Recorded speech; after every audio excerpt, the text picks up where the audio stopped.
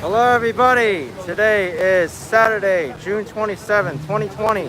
It is 79 Fahrenheit, 26 Celsius. I am in Bay Ridge, Brooklyn right now. And this live walk will take you on the streets of South Brooklyn, on the busy intersection of 86th Street and 5th Avenue in Bay Ridge. It's raining a little bit. I think the weather forecast calls for about another hour of rain at the most, so we'll see what happens. But yeah, today I'm in Brooklyn and we'll check out the neighborhoods around here. Busy crosswalk. I don't think I'll be going this way. I'll go this side on 86th Street going east.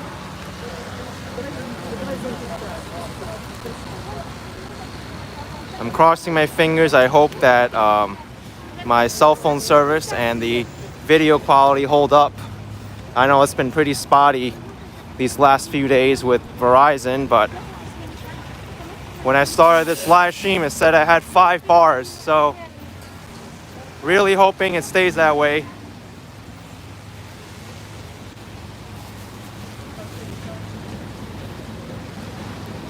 So anyway, folks, they got TJ Maxx across the street, Metro PCS, Starbucks, Modell's, New York and Company, Tiger Showman, Sushi Hana.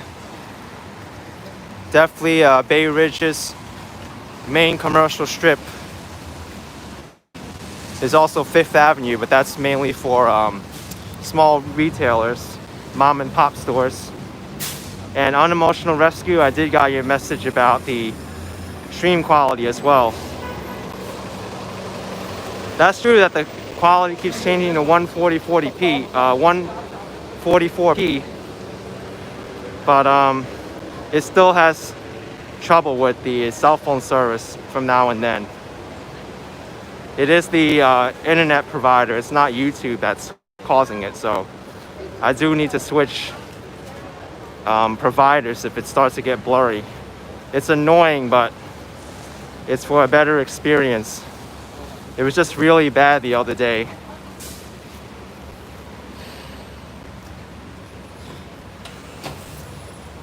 Here's the B1 bus. The B1 goes across 86th Street. But if I keep going on 86th Street, I'll be exiting Bay Ridge and I'll be entering the neighborhood of Dyker Heights, and then after that it'll be Bensonhurst.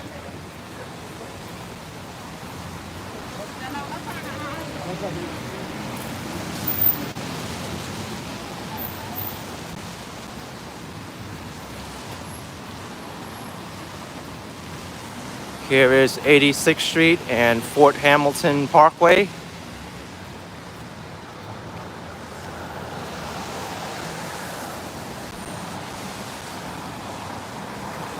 This corner store is for rent by George Buskikaris Realty Incorporated.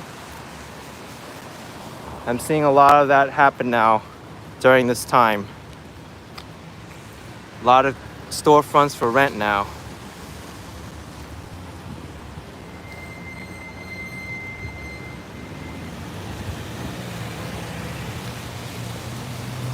Oh, that's because this live stream, it streams at 720p max, so there is no 1080p option. Oh, rain's picking up again. Umbrella. Whoa, that was quick. This rain just happened.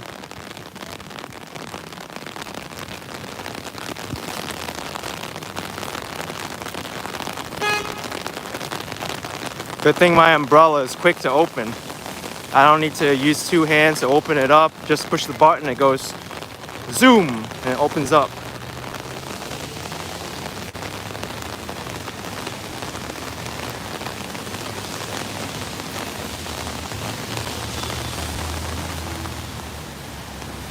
Of course, I'm well aware that I can stream more than 720p, but for my purposes, with the spotty cell phone service I get around the city, sticking with 720p is a good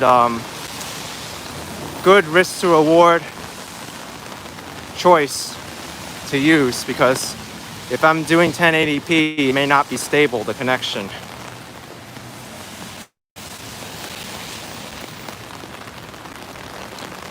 Yeah, it is coming down very hard. It just randomly just got like this. Temperature right now 79 Fahrenheit, 26 Celsius. Beep, beep. Beep, beep. Come on, people. Drive faster so I can cross the street.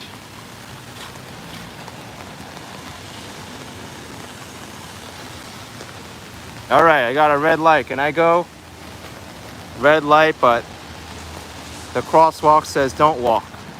And I don't trust a street by the highway like this.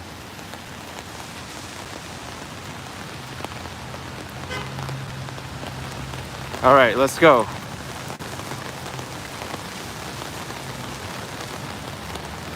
Here is I think it's the Shore Parkway, not the Brooklyn-Queens Expressway. No, it is the Brooklyn-Queens Expressway. Shore Parkway is by the shore. Those cars and vehicles are headed towards Staten Island. Verrazano Narrows Bridge over there.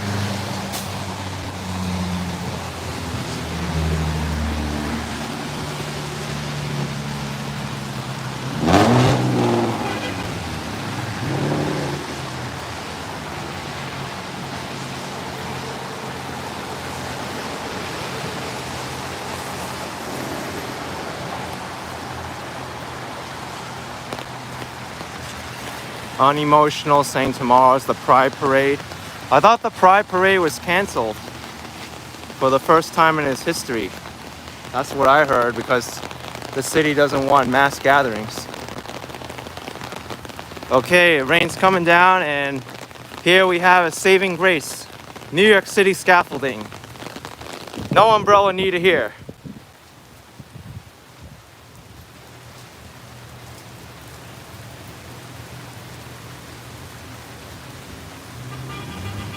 I wonder if it's gonna be this heavy the entire way.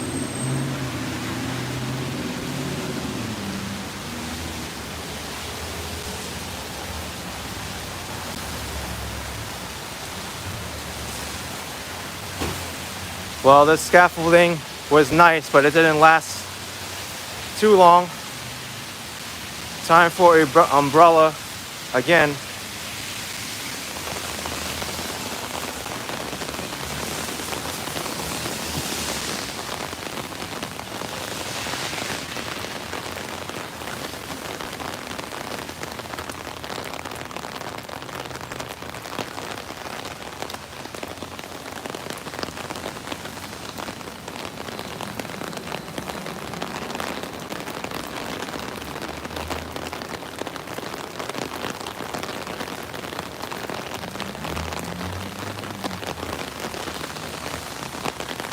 There's a place that says recently sold and now available. Kind of reminds me of a fast food restaurant, a good location for a fast food restaurant or a diner.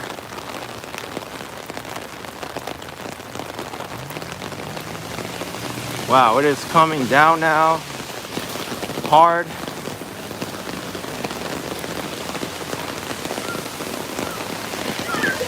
Whoa! They're running quick. No umbrella for them.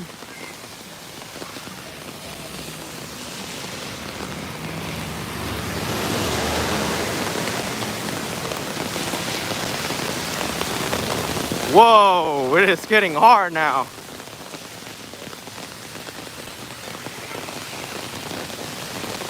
I'm walking here. Dumb driver.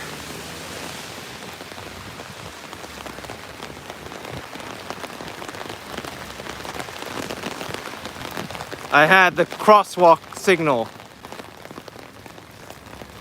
and that stupid driver didn't see me.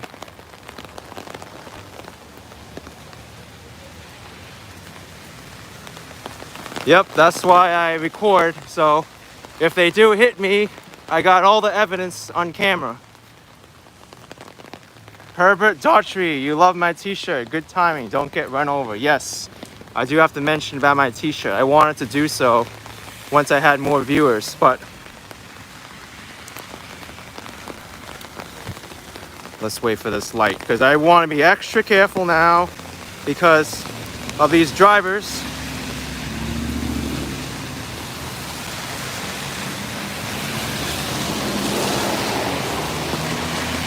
Okay, so let me talk about my t-shirt that I'm wearing today. So, I am wearing my I Love New York t-shirt today.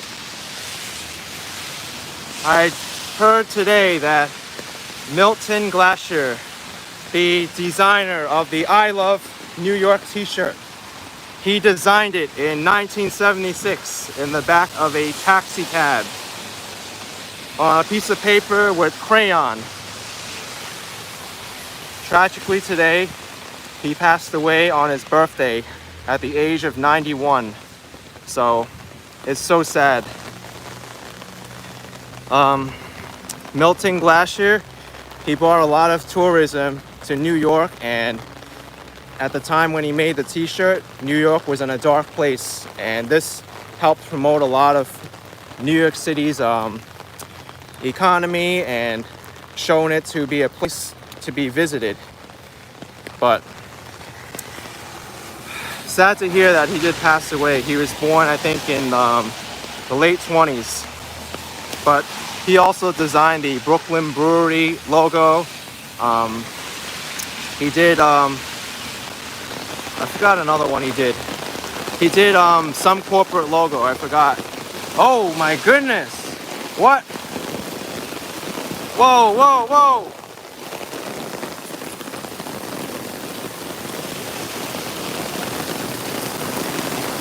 Unbelievable.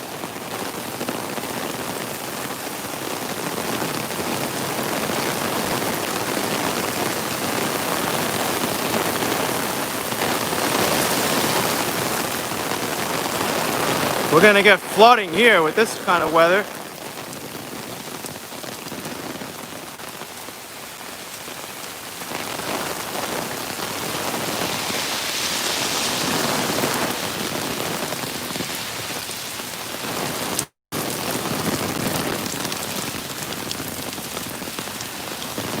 Wow, what a rain!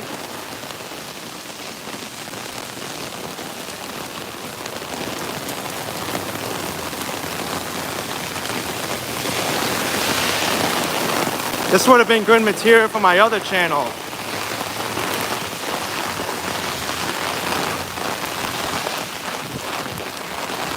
I feel bad for the restaurants doing outdoor dining right now who got blinded by this rain downfall.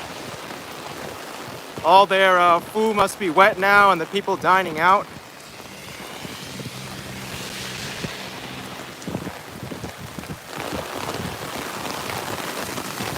Look at this, we got a stream of water coming down here.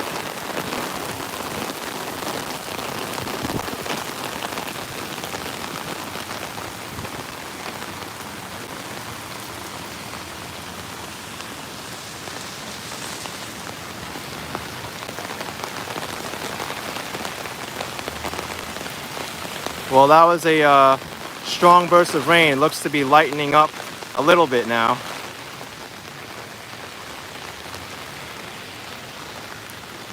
Here's 11th Avenue and 86th Street.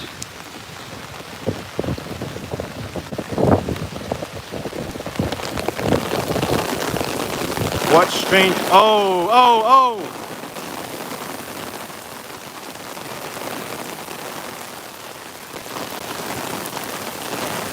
Daniel Bibinger with €5. Thank you. Saying thanks for the live stream despite the bad weather. Yes. I just had to jump over the river. Thank you so much for that. Oh my gosh. What a time to be wearing the I Love New York t-shirt underneath this umbrella walking in South Brooklyn, huh? In this terrible weather.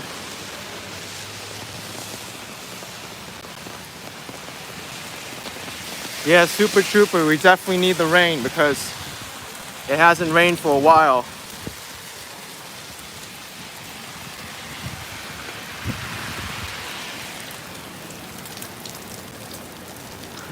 Me, Colin, this umbrella is called the Repel umbrella.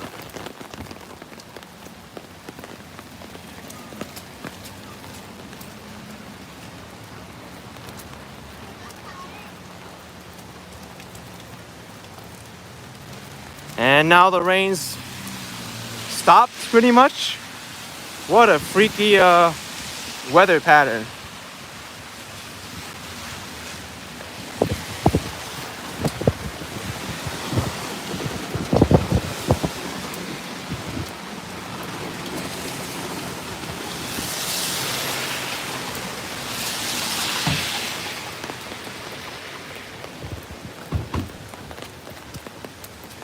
Okay, so good thing I had my umbrella in my hand at that time. If I had it in my backpack and I needed to take it out, I definitely would have gotten a lot more wet than I would have normally. Look at this. This flower pot is just getting drenched with water. It's in a bad spot too.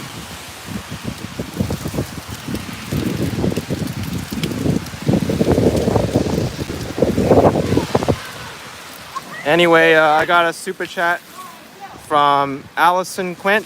You live in Bay Ridge, Brooklyn on 75th and 3rd. Sorry for the rain, I'm a sport. No, it's fine.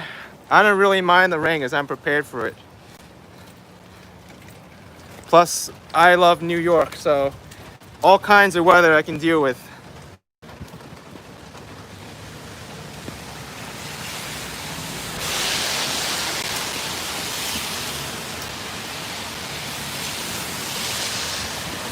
John Walter, you gave a super chat too?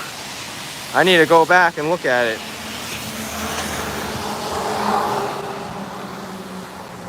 John Walter with $3.99.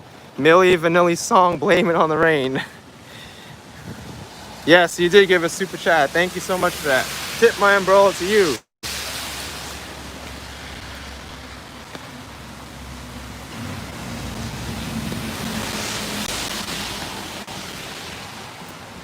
Okay, is that all? That was quick. Usually when it rains that hard, it doesn't last too long. So, umbrella's going away now, folks.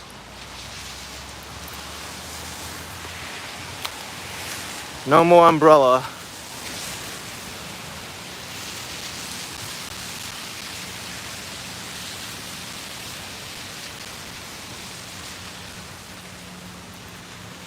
So here's 12th Avenue. Let me go up 12th Avenue. Well, you know what? I think I'll go up 13th Avenue, which I think is codenamed Dyker Heights Boulevard. 13th has a lot more stores you can look at. Valerie, my other channel's name is Black and Shadow. On that channel, I do more extreme weather walks. Rain, snow, wind. I have a few videos up there now. I'd like to get more, but lately it hasn't really been raining. And then every time I go out there, I'm expecting rain. The rain's kind of been a disappointment. And then when I don't expect the rain and I live stream over here, I get a downpour. It's pretty crazy, so the weather's like that. Edward Boost, thank you with $2.99. Appreciate it very much. Thank you.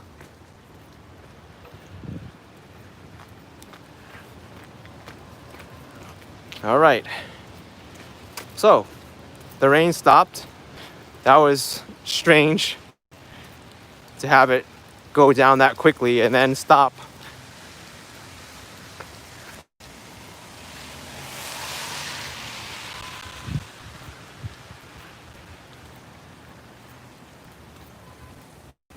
Okay, so now now I'm actually glad that I did not make a video from my other channel, because that was like too short of a video to put up on my other channle. If it's raining, I want it to be like raining hard for like at least an hour at a time. for it to be like good content for that other channel. But when it's quick like this, it's kind of like a dud.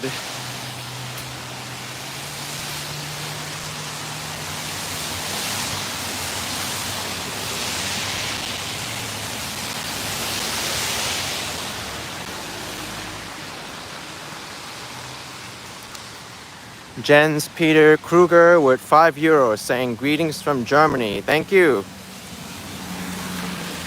Thank you so much. Yes, Isra saying respect to Milton Glasher, the creator of the I Love New York logo. And once again, folks, I am wearing his t-shirt design today, I Love New York, because I saw that story today and my heart just really went down. I was like, you know what? He was such a cool guy to really respect New York at the time he did, and I needed to wear his t-shirt design. Here's 13th Avenue, Dyker Heights Boulevard. I'll show you this street here.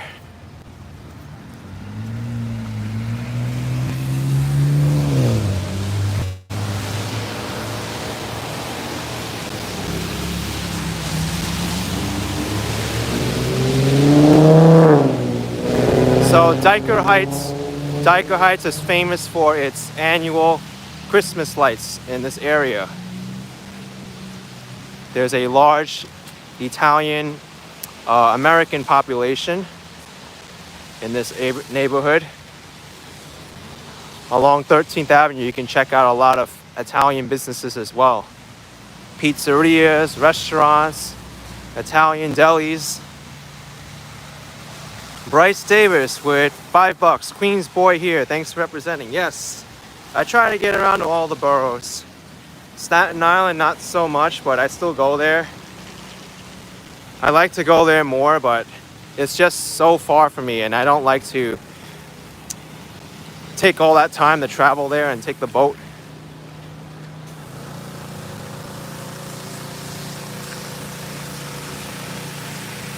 Valerie asking, do I do Christmas light walks? Oh yes, those were some of my biggest hits last year.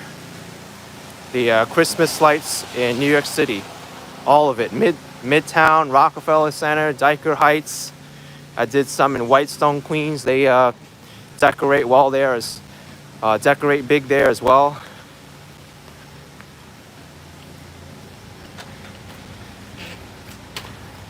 There's a few houses in Queens which go over the top for decorating. There's also one house in the Bronx, but going all that way for one house sometimes it feels a little bit far. And then there's another house in Staten Island. It's in the southern part of Staten Island that decorates really extravagantly.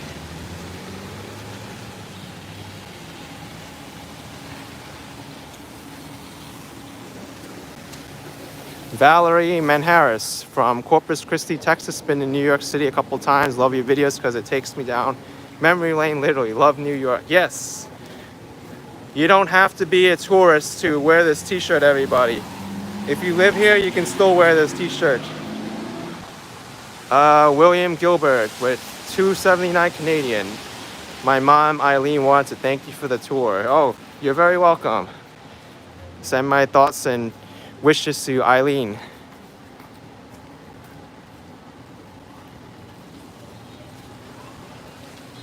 So here's a restaurant. This one here is John's Deli. Best heroes in Brooklyn and Staten Island. Traditional Italian deli. Some of these Italian delis, they make mean sandwiches.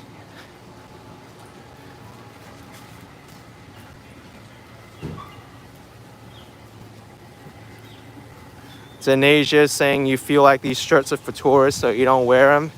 I've been wearing it a lot more lately.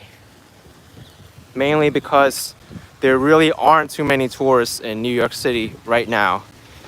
And to wear this shirt, for me, it symbolizes that New York City is still alive and there's people here who still do love it.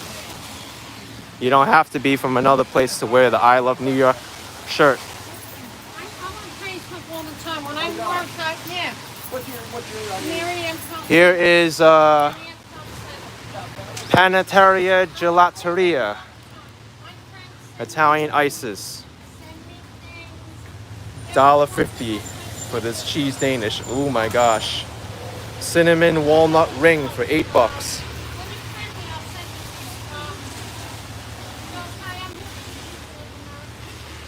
Believe me, folks, you do not want to go into one of these bakeries on an empty stomach, because you're just going to buy up everything.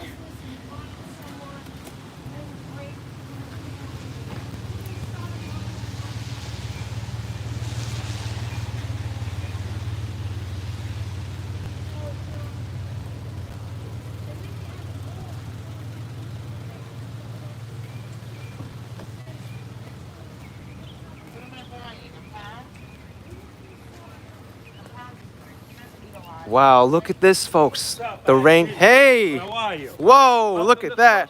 Welcome to Brooklyn, too. Let's go. My goodness, he knows me. All right, let's go. Let's forget about him and keep walking. In a good way.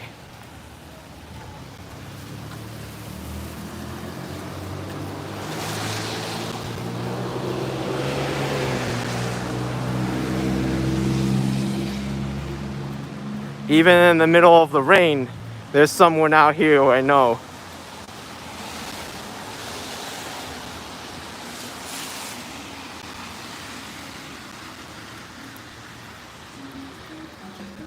He didn't even say his action key. He's like, "What's up, action? Welcome to Brooklyn."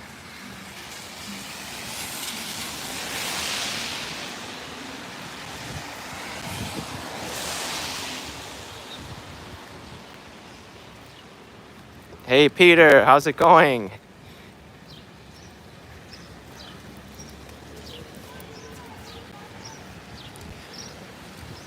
Here we have a real estate place.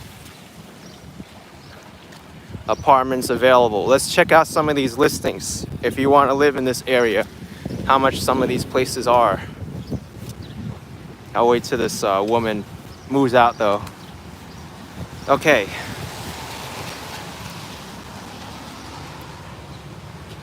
117 80th Street, $2,388,000. 217 83rd Street, $2,050,000. Thank you, Juan Lee, for $9.99. Appreciate it very much.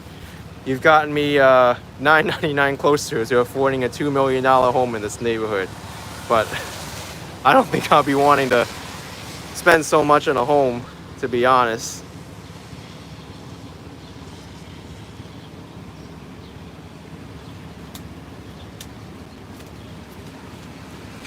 But then again, housing prices may go down because there's a lot of people who are moving out of New York now. Look at this one, folks. $4,200,000. This is crazy. But look at how deep that driveway is. All right.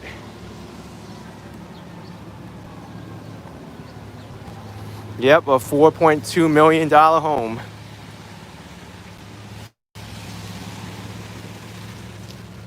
That's what happens when you have too many people wanting to buy a home, too much demand and not enough supply.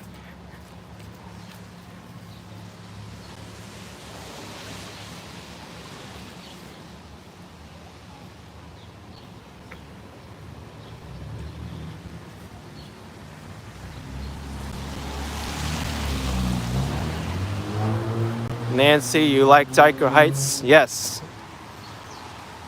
I like Dyker Heights too. Pretty much all the neighborhoods I like in New York City.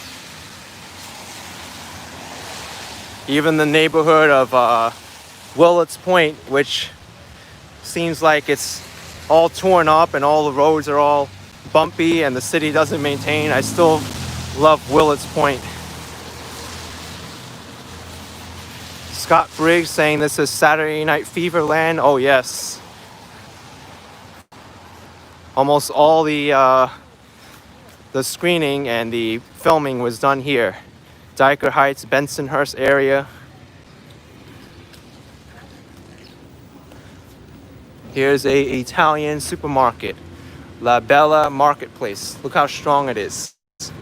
I mean, look how big it is. I was saying, look how strong it is because they have the sign in front. We are New York strong. That's subliminal messaging for you. Also probably has to do with the Mercury retrograde that's going on. Lately, I've been mixing up people's names and reading signs incorrectly. And it affects everybody, not just me. And I even heard that the Mercury retrograde affects communications too. So maybe that has to deal with my Verizon signal being so spotty.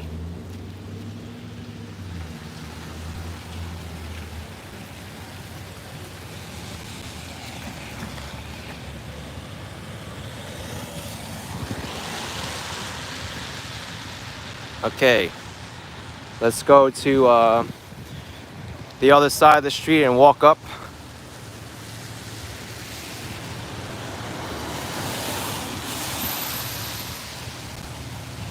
There's an Italian meat store across the street, BA pork store.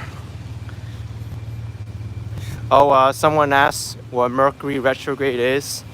It's just an astrological event where if you look at Mercury from the Earth, it moves backwards. And because Mercury, he's the god of communications and messages, it's going to be like strange at this time because you won't get the messages clearly. Sometimes you'll say something and then they double back on it, or you mix up people's names. It affects everyone in different ways.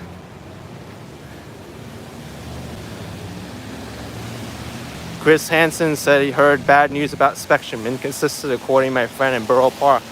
That may have to deal with the Mercury retrograde also.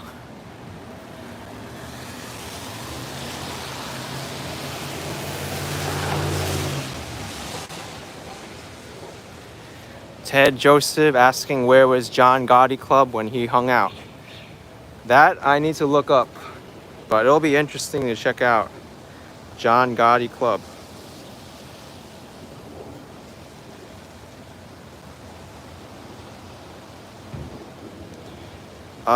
John Gotti Club says that it is the Bergen Hunt and Fish Club located in Ozone Park. But I'm not near there, so I can't go there today.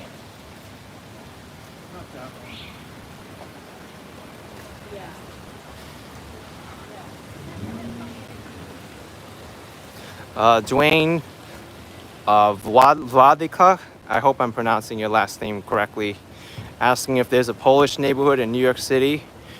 The big one is Greenpoint, Brooklyn. That's the main Polish neighborhood. And then somewhere in the Bronx is also a Polish neighborhood as well. I think near the northern end of the Bronx, around Norwood. I'm gonna turn off 13th Avenue now, walk down this street.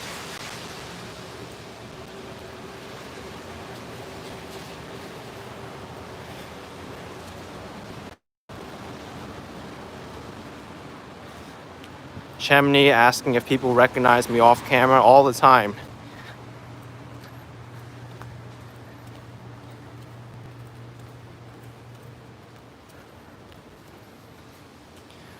I don't know what street this is, but it's a residential side street in Dyker Heights, Brooklyn.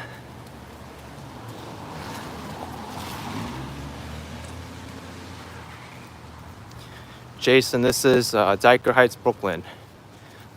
I'm on 77th Street between 13th Ave and 14th Ave.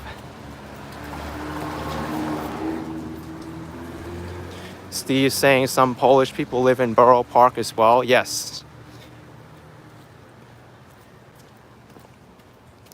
I kind of want to avoid the main area of Borough Park because it is the Jewish Sabbath.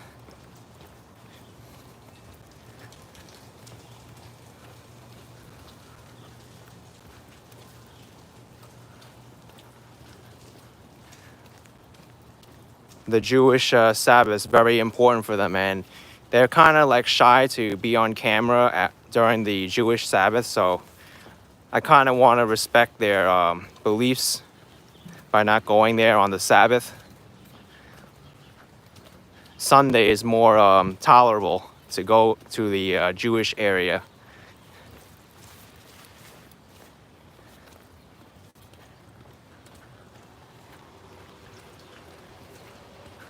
Enrique Malamo with ARS 300. Thank you so much for that.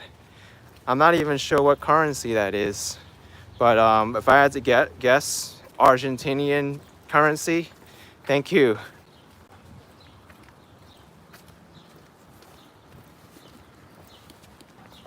J. Ra is asking if I'm gonna tell why so many people are moving out of New York City when you look at the housing prices.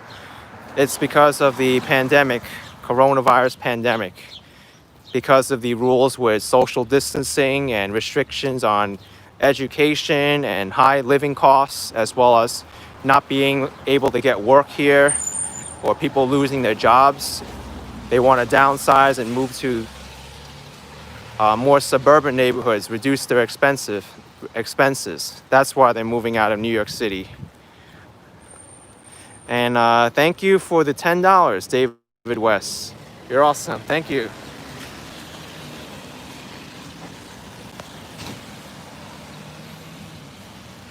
So here's 14th Avenue and 77th Street.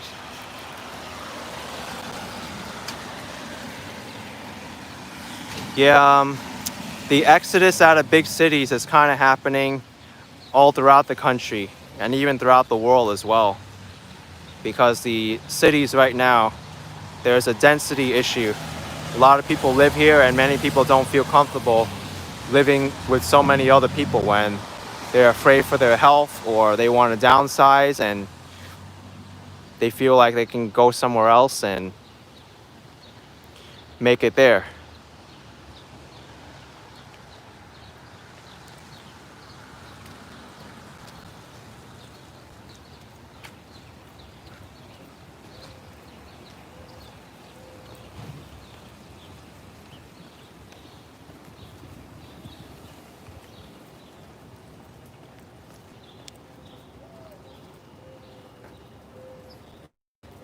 All right, I have to find this mourning dove now because it's acting very cheeky by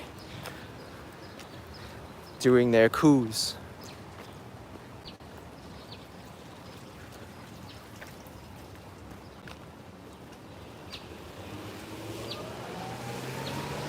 Thank you, Elizabeth, with $2. You're amazing. Thank you.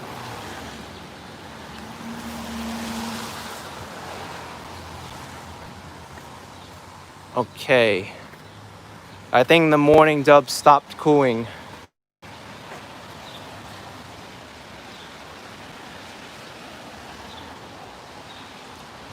Well, it's worth a try. By the way, I love this owner's vegetable garden. Look at it. It's so well done. So many tomato plants. Look at how many tomato plants they've got. Also, this must be like some type of melon. So extravagant. They strung it up all the way to the top. It takes so much work to make a garden like this. And more tomato plants down there too.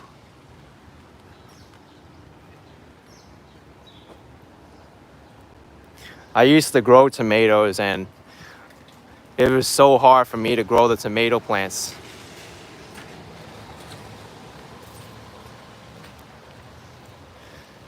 They need a lot of water, the tomato plants. You have to keep pruning them and watching out for insects. It's tough work.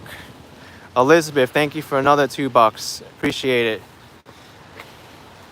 What really scared me when I was growing tomatoes were the tomato hornworms. And the tomato hornworms, basically they're a really ugly looking caterpillar. If you haven't seen one before, if you look at it, you'll probably be like scarred for the rest of your life looking at it. But those are the pests you have to deal with when you're growing tomato plants.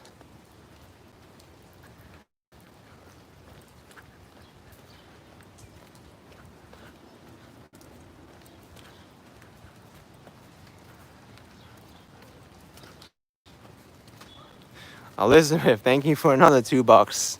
Appreciate it. Thank you.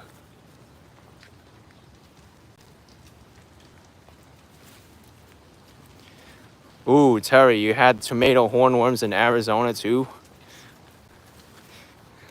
Thank you, Simon R. Saying back at it. Thanks for keeping on the positive side and representing New York City the way it should be. Thank you. Yes, you're welcome. And I'm glad to come to Bay Ridge today, Bensonhurst, Dyker Heights, this area to see how everyone's doing. JJ with CLP 2000, thank you. And also Sixto De Jesus with $5. Thank you. Keeping it up. Yes, I am keeping it up.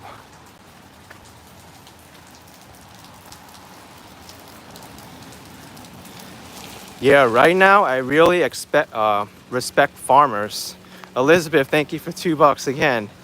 Because farming is not easy work.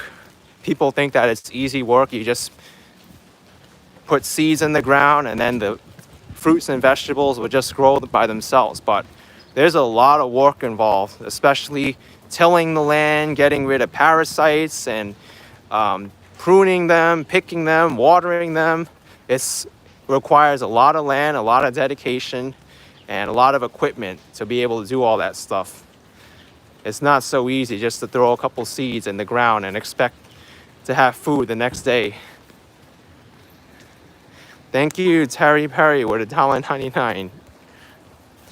And Abdullah with $9.99. Appreciate it very much.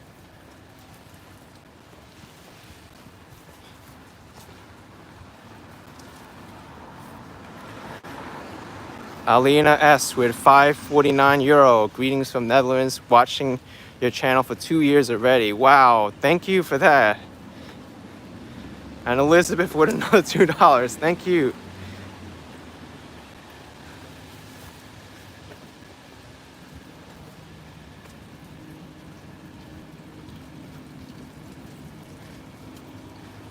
Here's 15th Ave. K-Man wants to know the history of this area. I actually need to do some research on this area as well. I don't really know why it's called Dyker Heights. So let's throw up a Wikipedia article on it. Okay, it was originally a speculative luxury housing development. It was a portion of a wooded area. This guy named Walter Loveridge Johnson started developing it. But there is no history on the name of why it's called Dyker Heights. I don't know where the name Dyker comes from. It sounds Dutch though.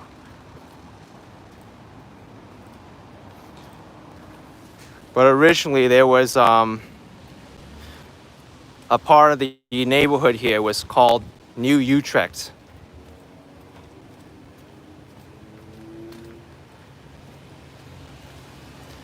Back then, New Utrecht, it was even separated into different towns. There was also the town of Yellowhook. Yellowhook was the former name for Bay Ridge, or part of it. There's Yellowhook and Fort Hamilton, I believe.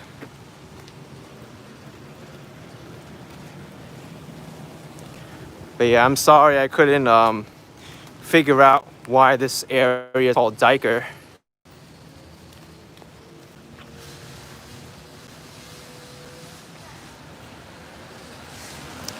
But I can give some input on the word heights though. Heights, as I found out from the other day when I was walking Jackson Heights, it's a word which tries to differentiate the other areas of New York to make this area more interesting for people to buy property in the area.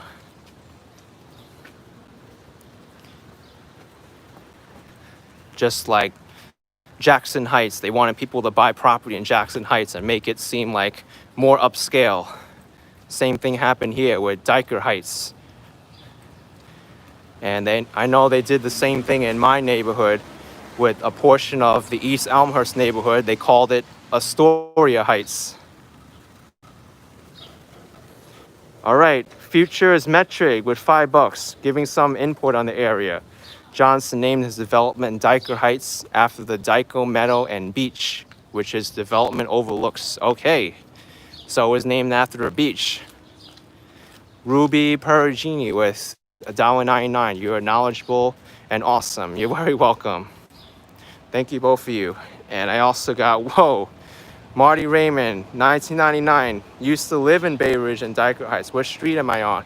I'm approaching 16th Avenue and I'm on 77th right now. The D train is very close.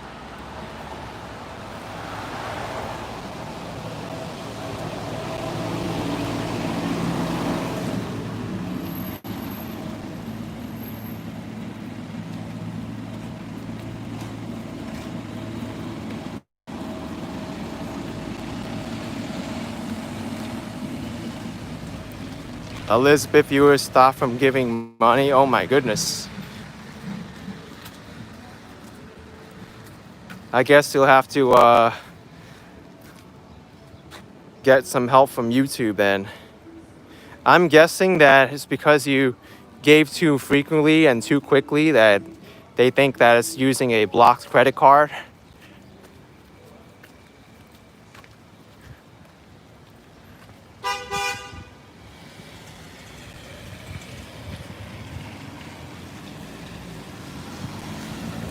So probably you may even have to need to contact your bank because probably the bank is flagging the account because they're seeing a bunch of YouTube super chats going off and they're saying, hey, why is this card being used so frequently? It doesn't just happen with you either. Sometimes I get like blocked credit card transactions because they feel like the card's used in a suspicious way, and sometimes it is. Like one time I got a call from my bank and they were like, did you try to make a charge at a Times Square nightlife club? And I was like, what is this? And I had to contest it and bring up a dispute it because I was like, I was never at this Times Square nightlife club. I live in Queens. I was working at this time. And they got rid of the charge and I don't know how they even got the card number and used it at that place.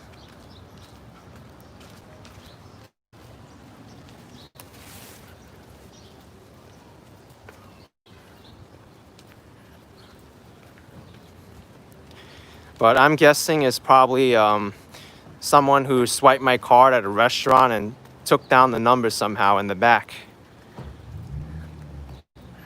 Or it's not even places in the neighborhood too. One time I got a fraud alert for a transaction that I tried to make from Arizona. And I was like, what? Why would I like order something from this Arizona place? I live in New York.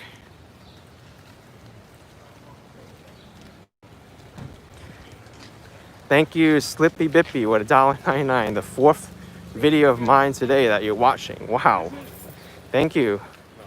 And Marini74, bringing calm to our anxious world. Thank you. Appreciate it. Thank you. B. Henry saying someone in Alabama was ordering $20 of fast food every day. Ooh. I hope they shared it with you somehow.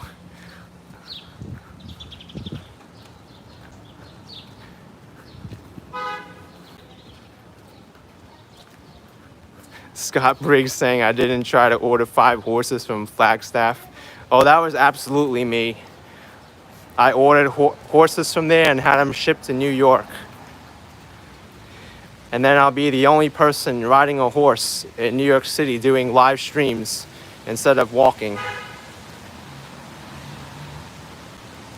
So here is New Utrecht Avenue, which is reference to the old name of this neighborhood, New Utrecht. But New Utrecht is no longer a place anymore. Now it is the neighborhoods of Bensonhurst, Bay Ridge, Dyker Heights, that nature.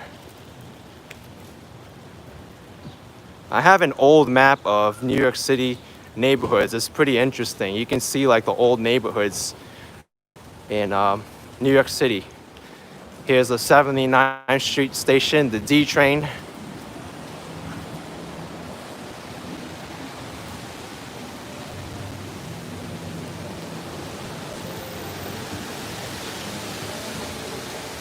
HBK is saying that Utrecht is a city in Holland. Yes, that's why it's called New Utrecht here.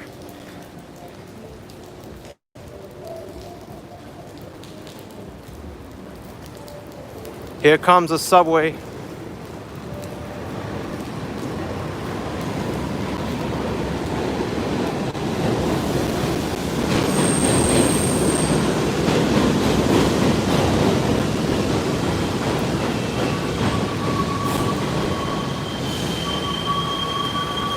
Frederick Christensen, thank you for DKK20. Appreciate it very much. Yes, Benji, you're correct. That is the D train, R68 D train.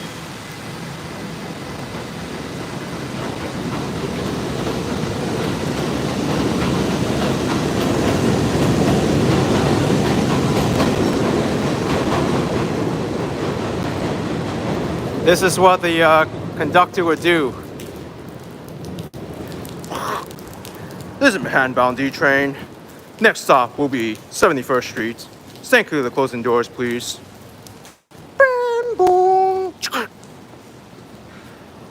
I'd be a good subway conductor too. Terry wants to stream snipe me. Okay. Let's see if he can catch me in Brooklyn somewhere. Andrew Pandis with 2 hugs. Thank you. Thank you so much. Appreciate it. Or I can do it the other way.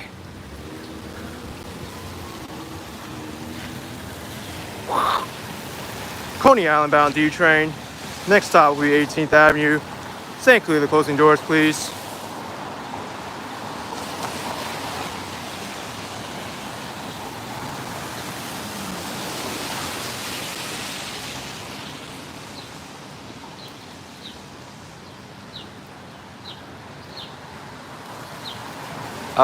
I'm not near Spumoni Gardens. You don't like the new system? Whoa, where's my crosswalk here? This is kind of scary. I think I'll walk that way before I go this way.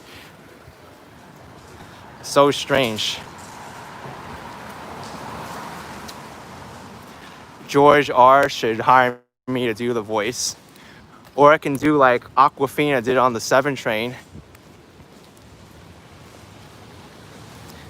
This is Manhattan bound 7 train. Oh, the stops, baby. The next stop is 33rd Street. I like that time when Aquafina was doing the voice of the 7 train. You hated the Aquafina? It was funny for a while, but it did get annoying after a while. That's for sure. Thank you so much for 10 Canadian. Yes, sir, 5075. Appreciate it. Could you imagine if they had like comedic subway voices on every single train? I think people would get very annoyed at it too. I could probably do one. This is 18th Avenue, folks. Home of Saturday Night Fever, John Travolta. If you want to be like John Travolta, you gotta put on your strut and forget about it, because the next stop, we're going to Coney Island. I don't think people will ever take you seriously. Thank you, Collins Crew, with $1.99. Appreciate it, man.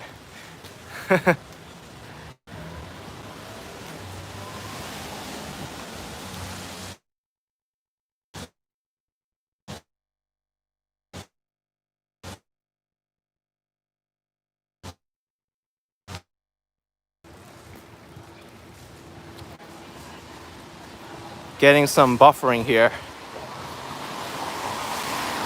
Anyway, there was one car which had a really bad speaker. The only thing you heard from the speaker was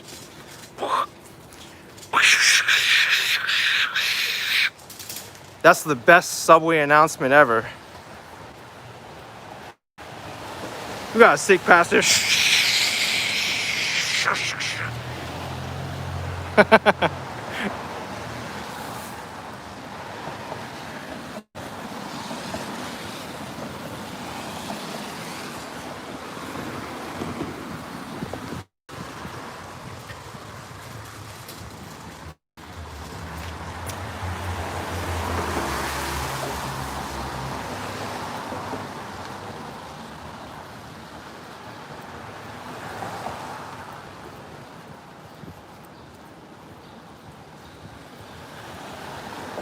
This is a neat little area. Is this like a city park or something? Who like owns this? What is this?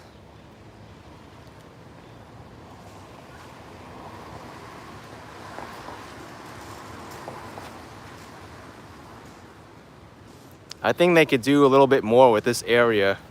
Kind of looks overgrown. It needs some trimming.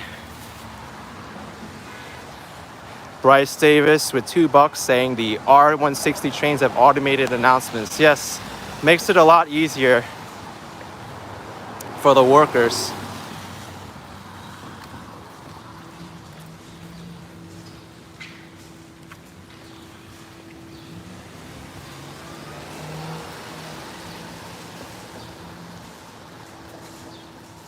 John Davis asking, can I do the Taiwanese subway? I think I can. I can try.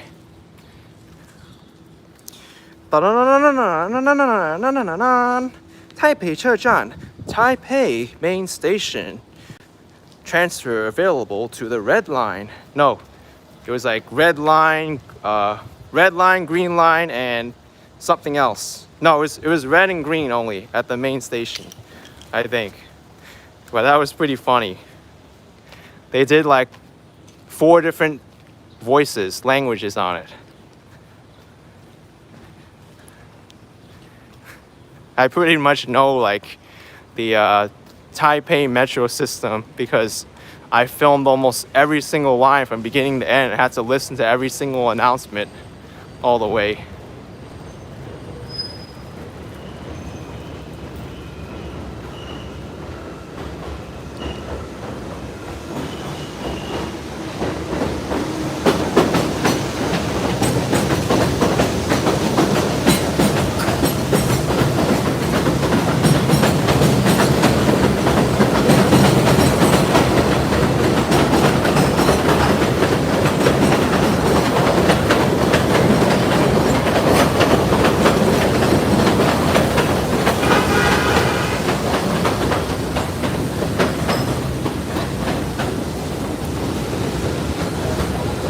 I can even do the PATH train in New York City.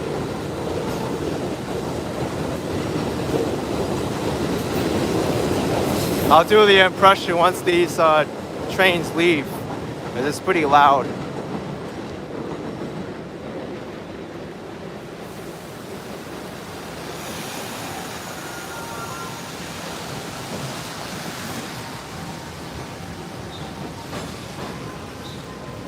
Okay. This stop is Christopher Street. The next stop is 9th Street.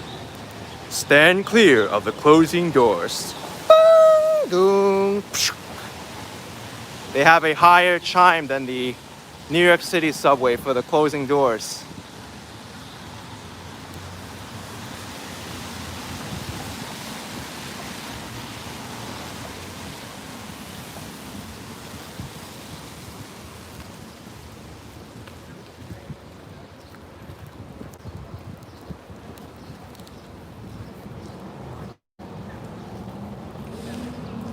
Okay, so folks, we are on 18th Avenue now, the next stop on the D train.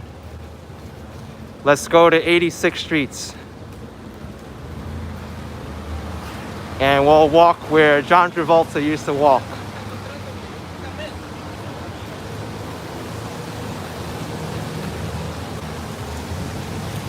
Michael wants me to do a live with a GPS overlay. I think that would be too difficult for me to do. I try though. There was someone passed out over there. Oh my gosh.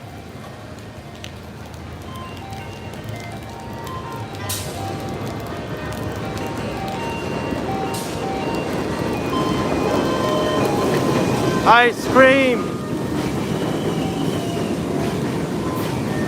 I am not crossing the street because I want to hear this ice cream truck.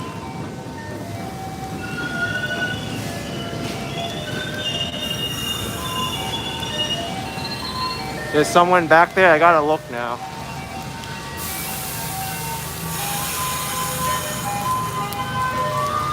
Oh crap. There's someone here.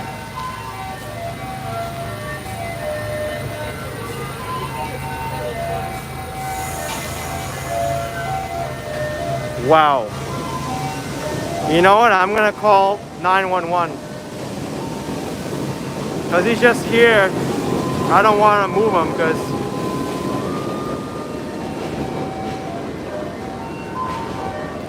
this is 18th Avenue and New Utrecht Avenue by CVS.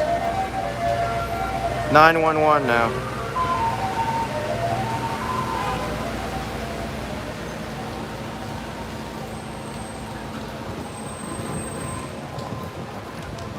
Medical, please. I'm on 18th Avenue and New Utrecht Avenue near the CVS. New Utrecht, yes, in Brooklyn. There's someone over here. He's not moving. He looks like he's passed out, and I want to make sure he's okay. Okay, thank you.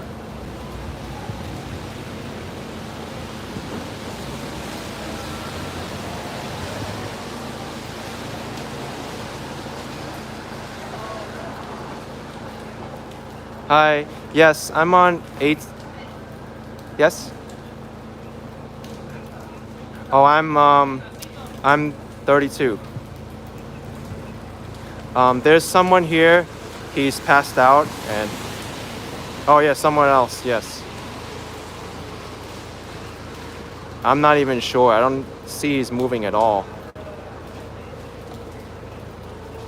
Yes, he appears to be unconscious.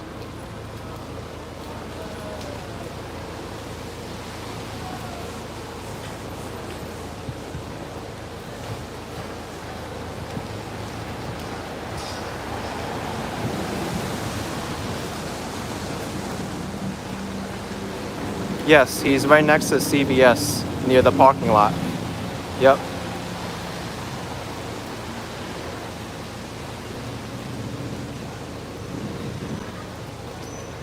Yes, that's my number. He looks to be in his 30s.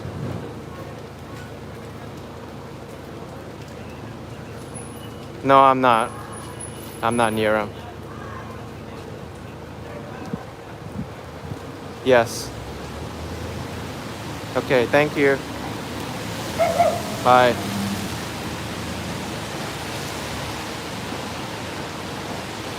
Okay, so EMS is on their way. And I'm glad the the chat was there to notice that this person was on the side there. I'm gonna wait because I'm concerned for him.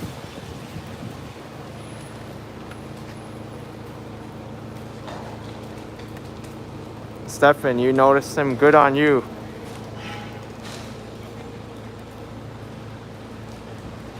And now everybody knows my age here, but it's okay. I'm pretty sure many of you could have figured it out anyway.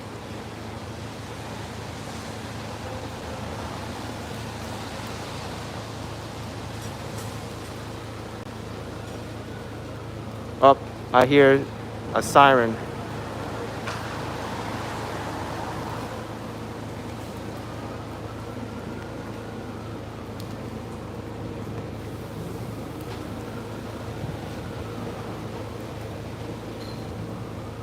Here's the ambulance coming. Oh, I got a super chat too.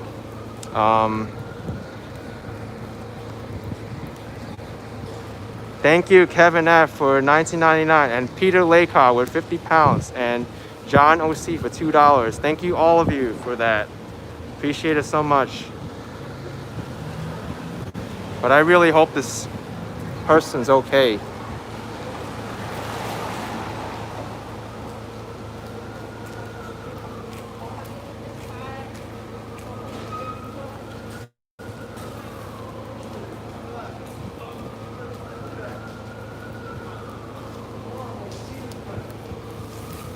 Where's the ambulance coming from? Maimonides Hospital is close by here. So they're probably very quick. Thank you, Robert Parker with $5 and Allison Quinn for $5. Thank you. Thank you, both of you. All right, here it is. I'm gonna have to flag them down.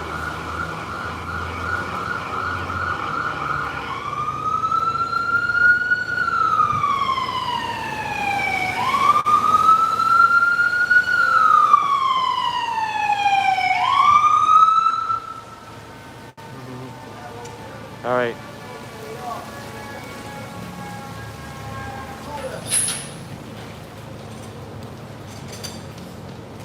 Here they come. That was quick.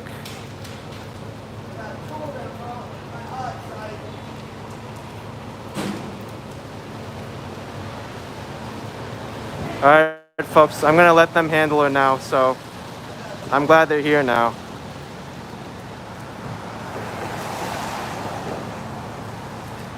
All right, folks, they're on the scene, so I'll let them do what they need to do. Let's continue on. I did a good deed today. I'm glad that I was there for him.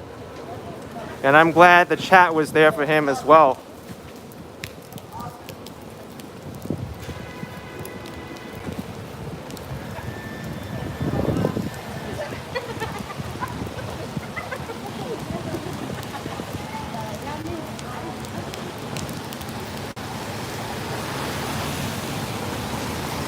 Thank you, GW, for $2. Appreciate it.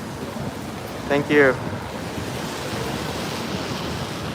I don't want to wait for that person because I don't want to interrupt their job, what they need to do. But if anyone's interested right now, they got a stretcher out. They're putting him on the stretcher now, so that's good. So they're doing the right thing.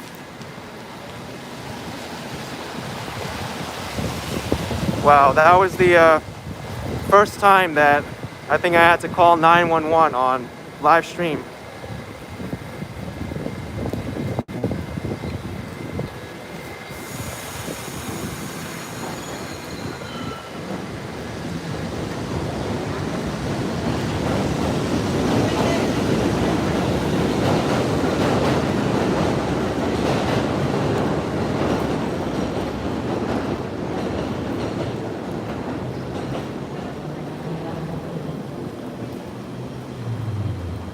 POV HFR, what happened?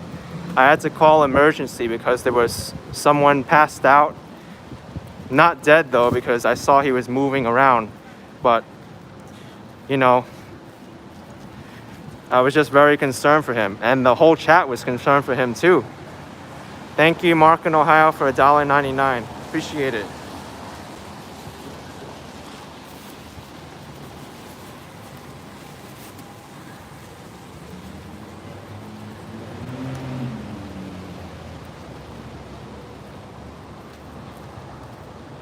Ruby saying, why didn't anyone help him that he passed? Well, it's kind of like what they call on the, I forget what it's called, but there's this phenomenon that happens in big cities where people don't call emergency because they assume someone else did. Yeah, I am. What's up, man? Yeah, it's Action Kid on YouTube. Yeah, what's up? Action Kid. Yep, Action Kid. One word. All right, thanks. All right, cool. I met another cool person. But anyway, people don't want to call emergency in large cities because there's a phenomenon which makes people believe like someone else reported it, or they feel like their call's not important. It's a weird, there's a word for it, but I just forgot.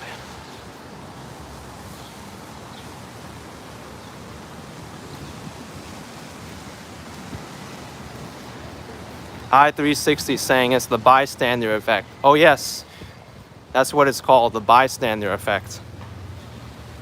Thank you, Ray403, for $5. Appreciate it. Thank you for the $5, man.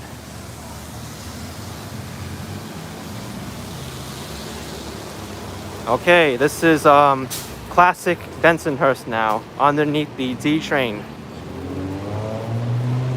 Made popular in Saturday Night Fever.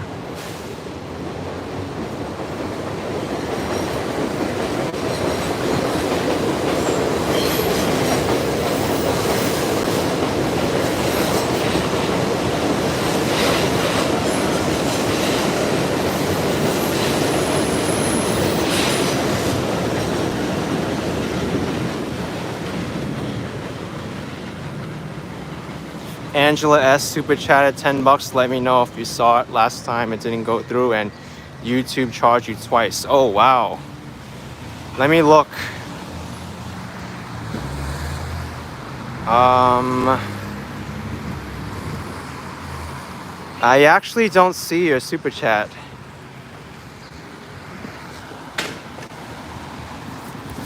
I mean, I don't know if there's a bug that I'm not aware of where it doesn't show up. But if it didn't go through, then I think YouTube should be able to handle it and refund you.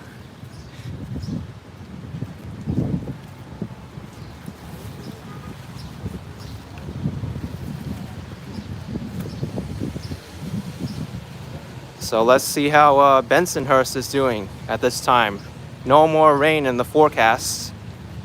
I still have my umbrella out because when we have freak rainstorms that just pop out of nowhere, I need to have it available.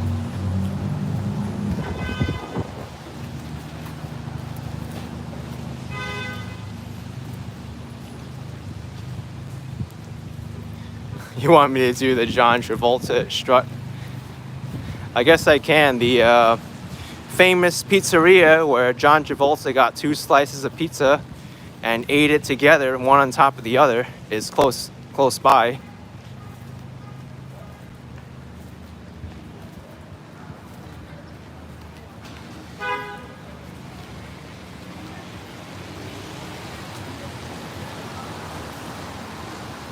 But the way John Travolta did his strut was they filmed his feet walking down Bensonhurst. So maybe I could try it. Like put it down here. Can this work? I gotta point it all the way down. Not really working too well. Maybe I gotta point it this way. Will this work? I don't know.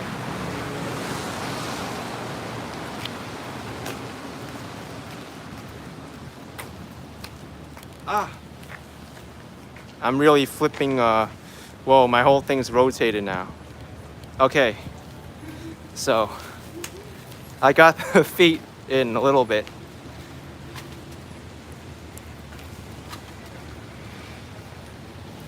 Yeah, I need leather boots and I also need a can of paint.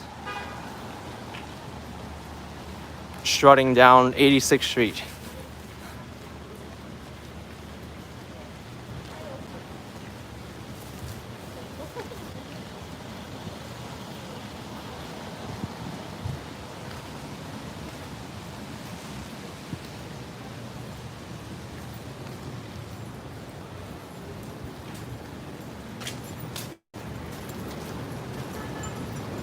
Here it is, folks, Lenny's Pizza. There's where John Travolta came up here.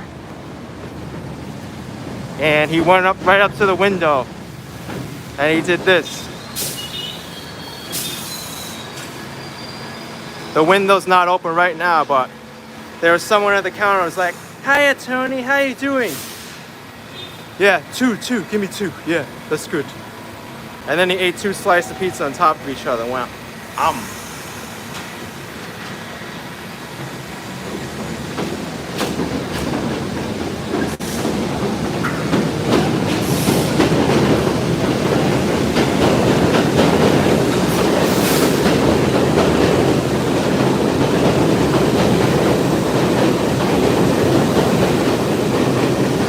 Thank you, Julio Wong, with $1.99. Appreciate it.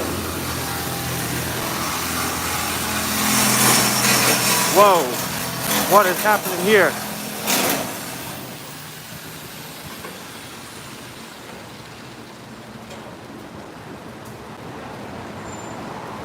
Dennis, saying I should play Staying Alive like John Travolta. Only if the song wasn't copyrighted, then I can do it.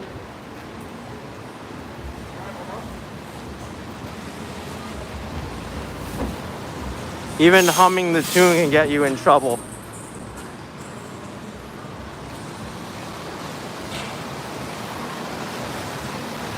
But due to copyright rules, I need to improvise now.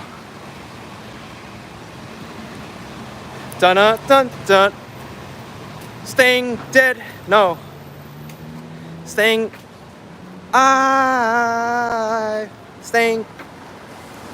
I gotta improvise. That's as much as I can do without getting in trouble.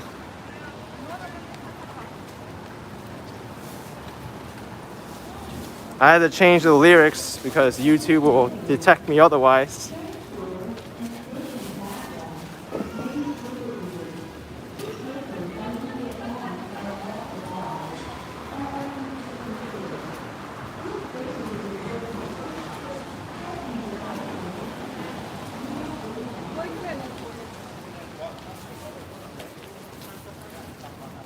And also there's the other hit song in the Saturday Night Fever movie, Kong, you should be dancing.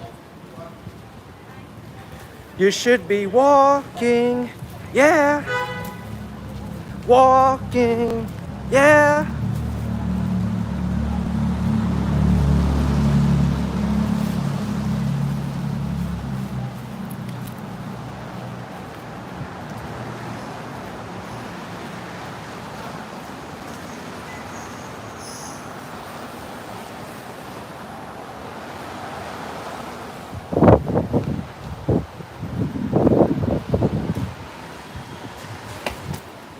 Oh my goodness, I just tripped on the sidewalk here. Bad design, I just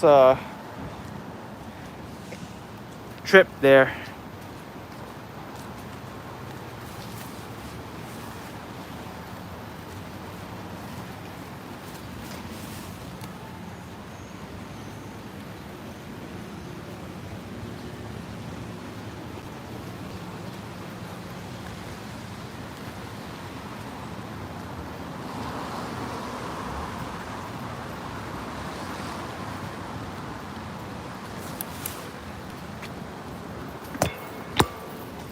Oh, there's no way I could put this down.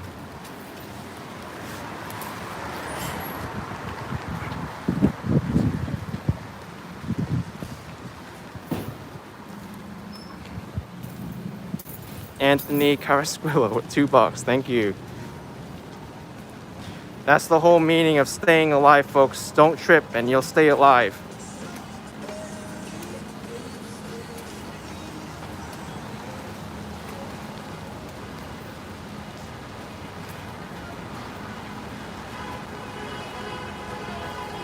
What is this? Honkathon? It's the public studio, guys. It's the studio.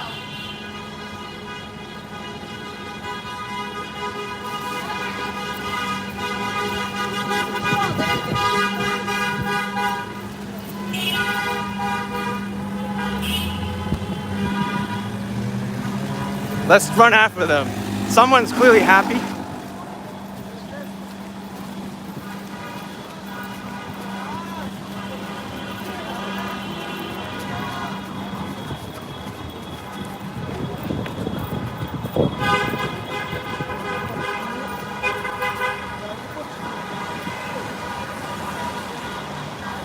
And now I get stopped by traffic. I gotta wait. I can still make it. That block is very slow. I think it's either a marriage or a baby shower or something.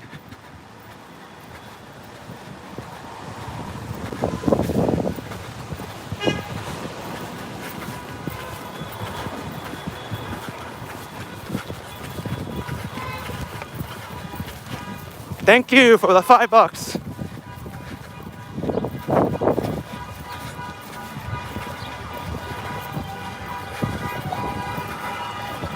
Whoa! I caught up, folks. I caught up. Alexa. Whoa! What is going on here?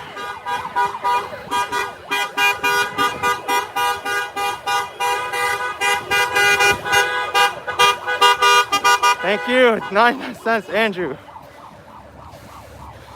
Whoa. Congratulations, class of 2020. Whoa.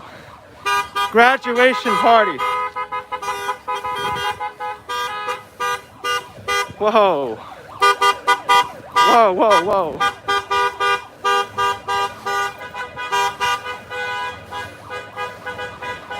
I did it, folks.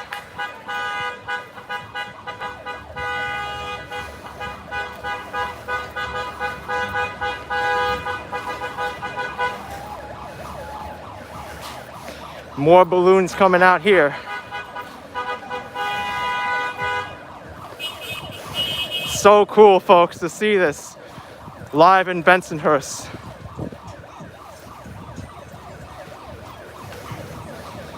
So two things that happen only in Brooklyn.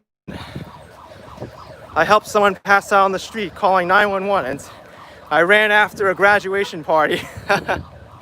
Even though I wasn't part of it, but I did it.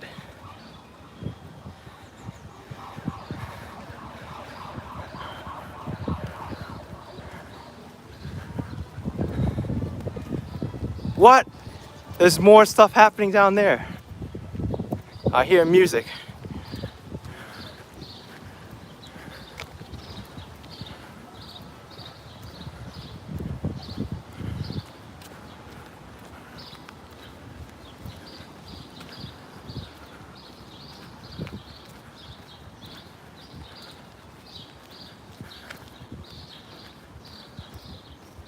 Not Hot Candy saying I can run fast. Oh yes. I can run even faster if it wasn't for me holding a camera in one hand. And I think I'm gonna go back the other way.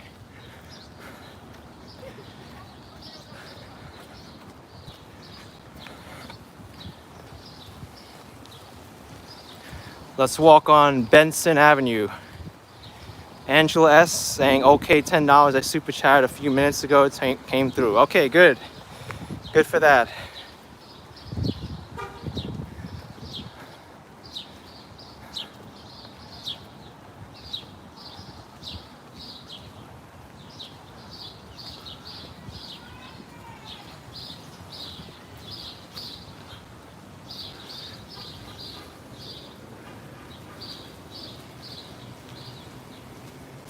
Kevin's asking if I've been to horse racing.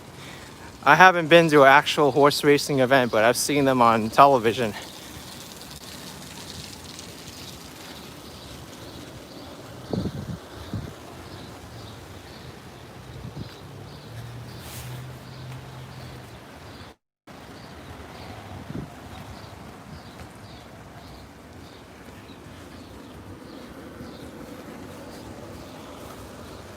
Here's Benson and Bay 29th.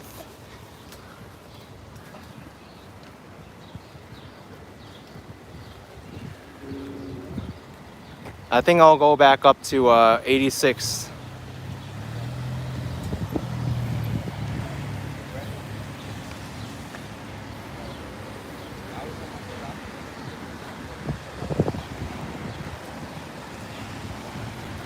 Senor Pope wants me to go to Bath Avenue.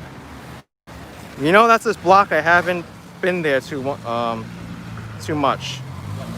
I think I will. It's only a block down. Bath Avenue. We're not in Bensonhurst anymore. This is called the neighborhood of Bath Beach. And Rocklander wants me to go to Borough Park. The Jewish people wear interesting fur hats. They observe the Shabbos. But I do not like to go to the Jewish neighborhoods during the Sabbath. Even though I can, I kind of respect their religious practices. It's only one day out of the week I can't go to a Jewish neighborhood, so I'd rather not.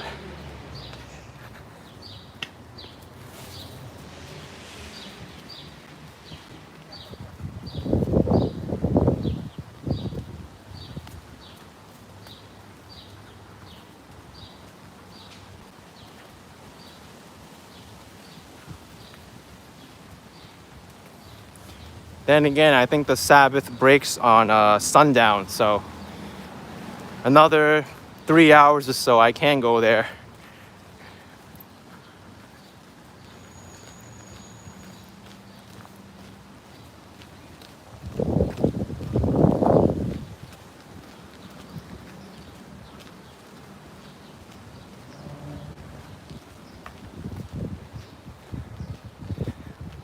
Here's the neighborhood of Bath Beach.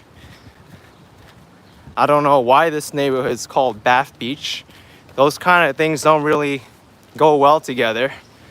Why would you take a bath in a beach? Wouldn't that just make you more dirty?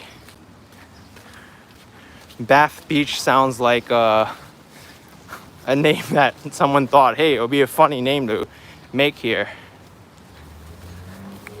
But maybe I could look up this history on Wikipedia or something and find out why it's called Bath Beach.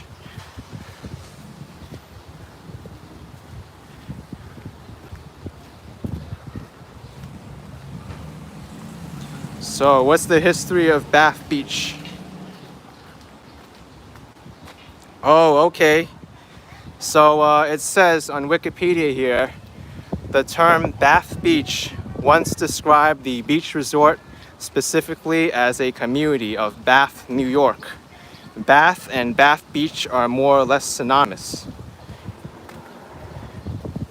That doesn't really explain why it's called Bath Beach though, because why was it named after the beach resort? And then why was the beach resort named Bath?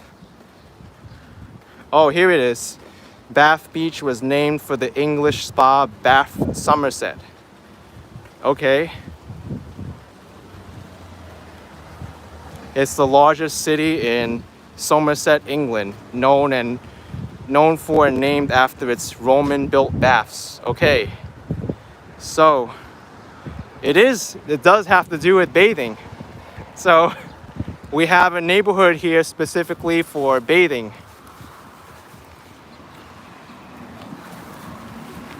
I didn't want to believe it, but hey, that's the name of this place, Bath Beach.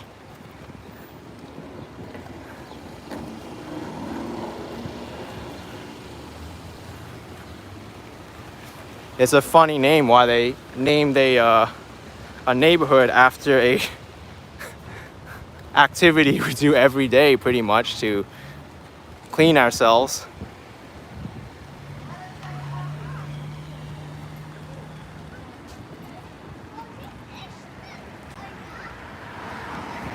Kind of like naming a neighborhood.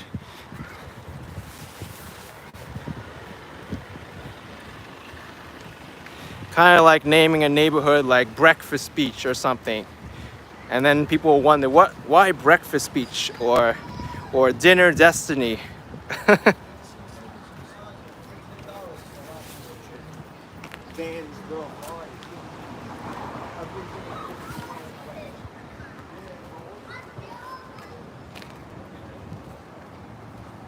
Or maybe I can call this neighborhood. Maybe I can call this neighborhood Brush My Teeth Sink. That'll be a good neighborhood, right? Brush My Teeth Sink.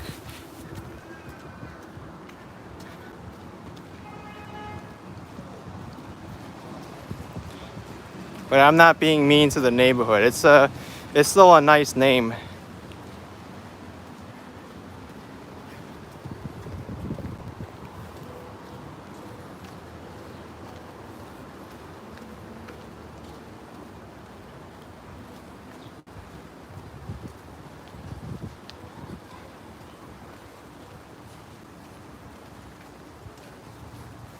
But then again, you can say the word of Flushing, Queens, which is a neighborhood in Queens. You could have said that name fits the neighborhood by the western end of it because it's all commercial over there. So it's like flushing the neighborhood down the toilet. Bookish goes saying Flushing is the toilet, Queens. And then Astoria, where I'm from. There's a lot of stories in Astoria.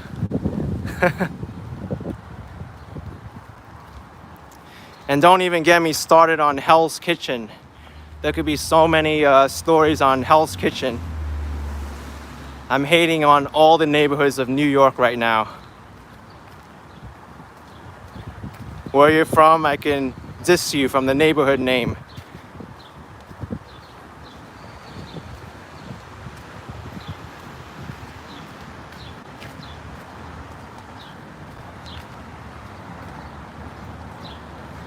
Here's Cropsey Avenue.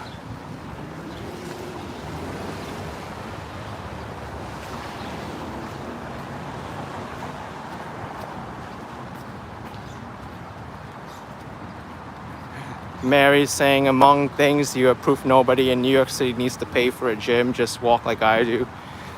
Yeah, you can get, most of your exercise just from home. You don't need to pay for a gym membership, get some equipment like treadmills or classes. That's one thing that the pandemic has taught the world. There's virtual exercise classes, YouTube, the outdoors.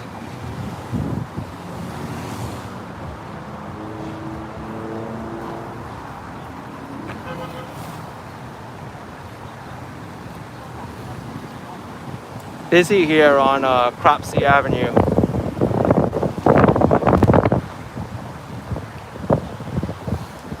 You know what? Maybe I will make my way to Coney Island. Yeah, let me go to Coney Island. I'm pretty much almost there anyway.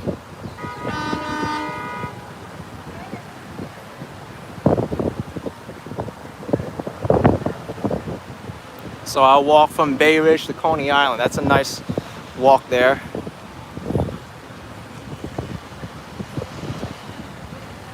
The weather got a lot better too. The sun's out now. Thank you, Philip McLaughlin.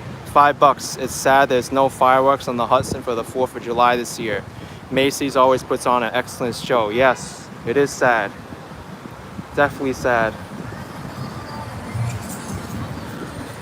Right now, the city has something coming up next week. What they're gonna do from the 29th to July 4th is that every evening there's a 5-minute unannounced fireworks display in one of the 5 boroughs. So you don't know where it's gonna be or when it's gonna be every evening. And many people have hated on it because they don't like unannounced fireworks. They wake them up from their sleep, or it causes problems for people with PTSD. But they're going to be filming all these unannounced fireworks and then putting it together on July 4th all together. They're doing these unannounced fireworks because the mayor doesn't want people crowding to see the fireworks. So these 5-minute displays don't give people enough time to crowd. Whoa! Hey! How's it going? I got there, viewer. Yeah! All right. Yeah, there's a lot of traffic. Take care, man. Bye.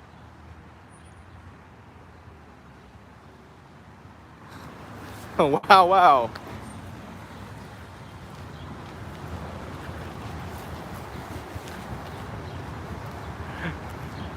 Jack's saying, who's that? I don't know, but he's someone who's watching.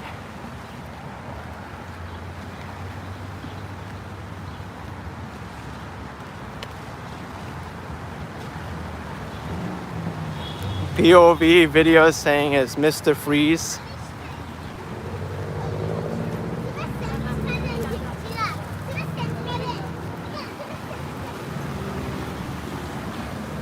I guess it kind of looked like Mr. Freeze.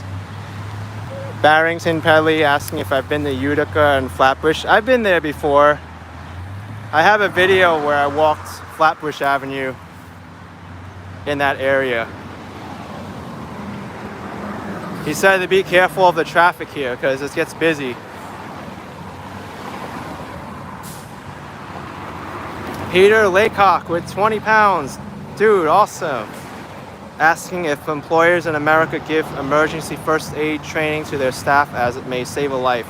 As my employer does this in the UK for all staff members. And well done calling 911. You may have just saved a life. Not every place has first aid training, but it is encouraged to have first aid equipment on site. But ask for 2 masks. Yes, ask for 2 masks. But thank you so much for that. You just said there's no people. Come on, run.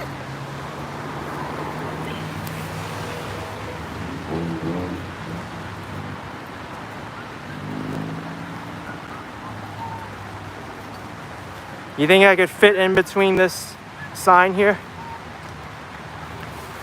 Let's see. Can I fit?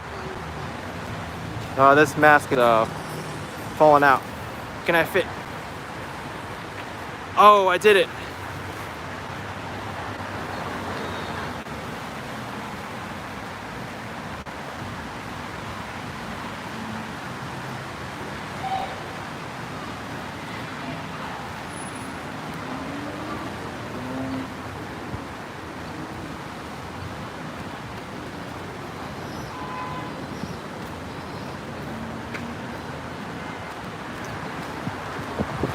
So I know exactly where I am now. This is the end of the Shore Parkway Greenway. I've been here on my bicycle, so it's a good thing that I came here before, because I'm gonna show you right here one of the craziest implementations of a New York City bike lane in the city. So anyway, right? You ride your bicycle over here and you exit over here. If you want to continue on to Coney Island, you gotta wait at the crosswalk here. Purple, he's a synth. You rode your bike here yesterday. I'm gonna show you why I don't really like this bike lane too much, but I understand why they had to design it this way.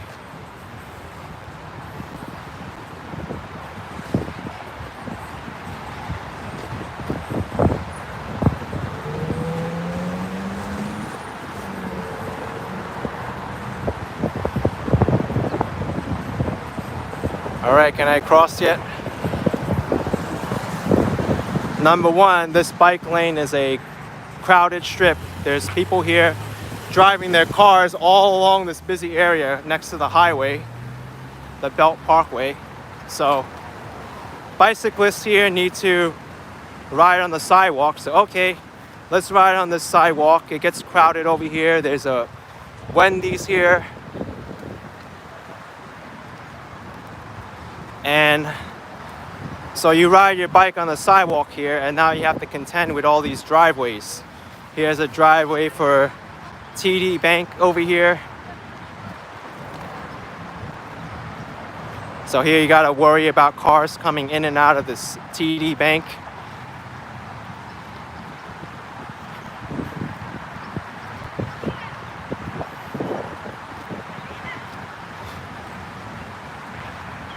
So if the bike lane was continuously on the sidewalk, I think it wouldn't be too bad, but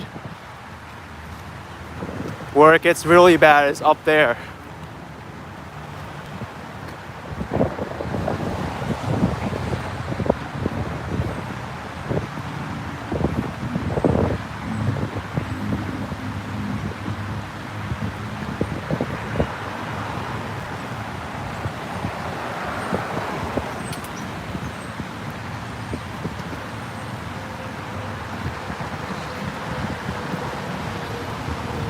So you see that driveway up there, you got another driveway over here. So the bicyclist needs to worry about this driveway now for this shopping center. Best Buy, Kohl's, Modell's. Uh-oh. Someone's got a technical problem with their bicycle.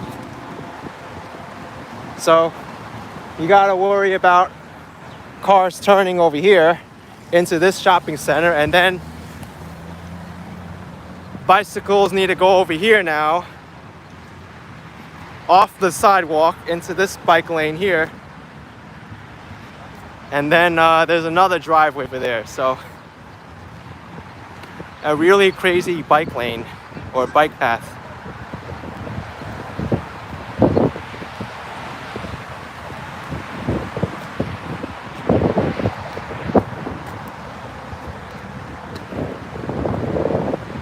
Oh, and the bike lane needs to be drained of water too.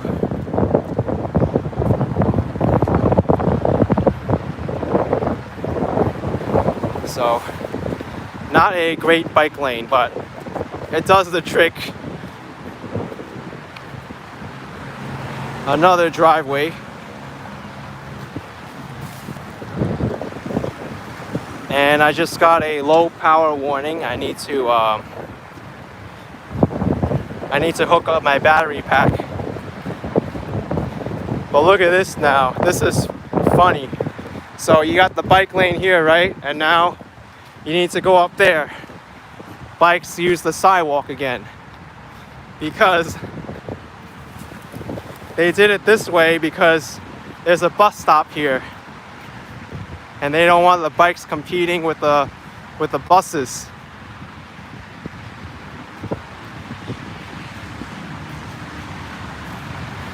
And now the bikes go back onto the street again over here. Really crazy bike lane.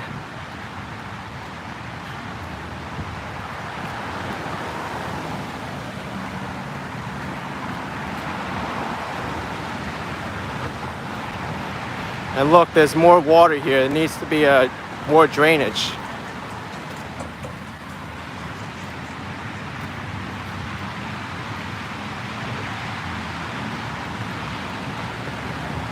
And of course, you got more driveways here too, because yeah, you got to deal with the traffic coming out of the driveways.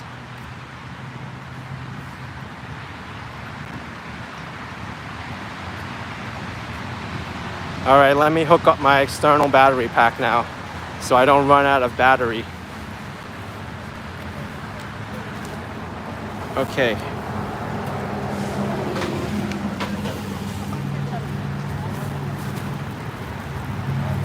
Gotta set this up.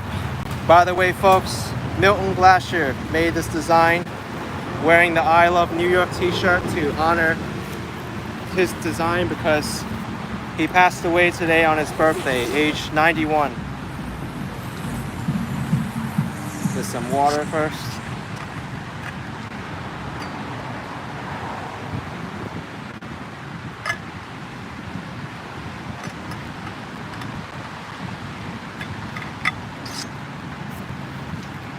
Okay, I'll use this one, the small one.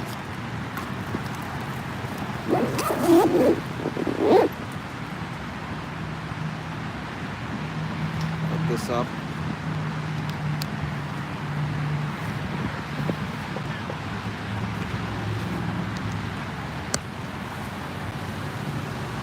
All right, we're charged. Good. And I'm gonna put this away because I don't think it's gonna rain anymore. No more umbrella. The sky looks blue now.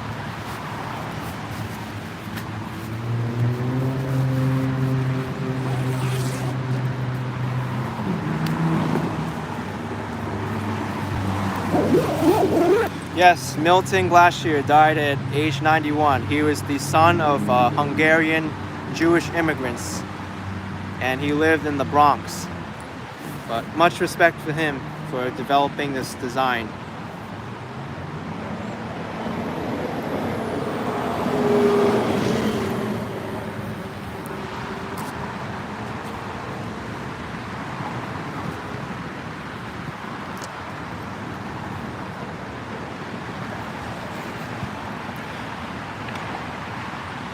Denasia Benson asking where I'm going now. I'm going to Coney Island.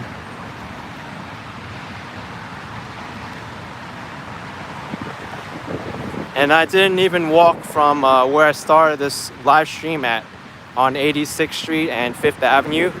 I actually walked from the 77th Street station on the R train. I did a little video on 5th Avenue, a pre-recorded one before I walked there, so.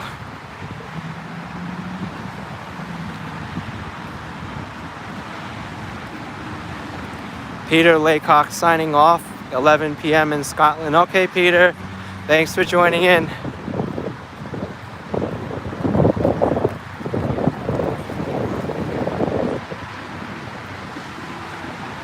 Justin Kane with 10 bucks, saying I'm the man. Thank you. I'm glad you think so.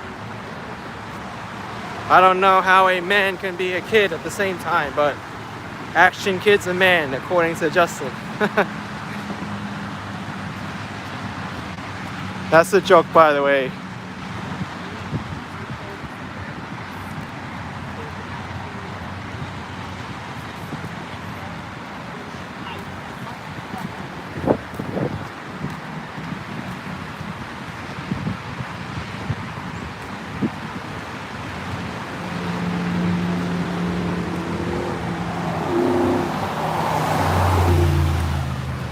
By the way, I do have a video of me as an actual kid drinking pool water, so if you haven't checked that video out, that one I think is pretty funny.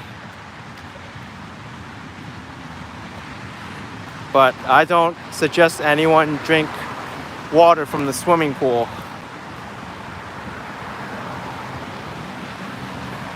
B. Griffin saying the chlorine kid. Maybe that'll be a new YouTube name for me. The chlorine kid.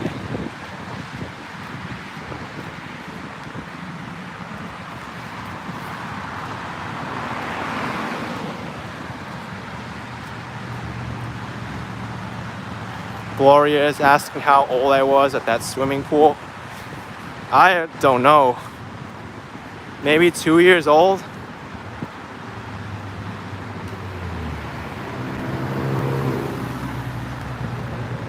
Collins Hop, everyone at least once drank pool water.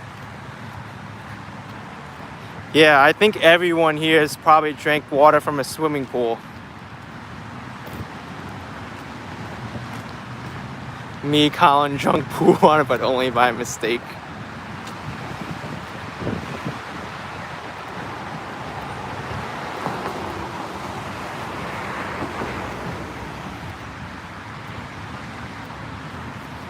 Valerie with $5 from Ray and Valerie in Flushing, Michigan. Loves my walks. Okay, thank you for the $5 from Michigan.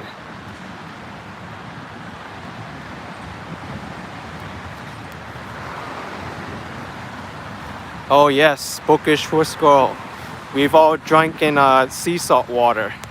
Unless we don't live by the sea, right? There's people who don't have ocean water, you know, or salt water. What if you live in a landlocked country? I don't think there'll be any bodies of salt water near you.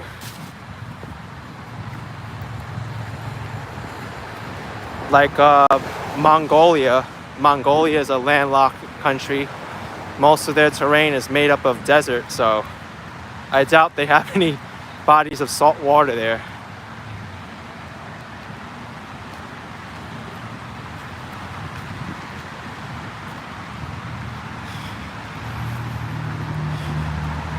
You know, what a lot of New Yorkers take for granted also is that I notice many New Yorkers, they kind of take it for granted that we live in a city that's surrounded by water.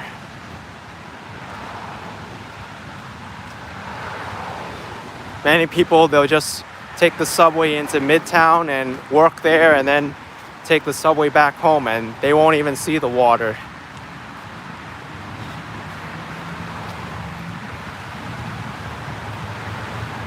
But there's so many activities that you can do here on the water. I've seen people paddling, I've seen dragon boats, I've seen ferries, jet skis, kayaking, even people fishing here. I'd only like trust eating some of the fish in like the water that's moving and the one that's not polluted, but they actually do that.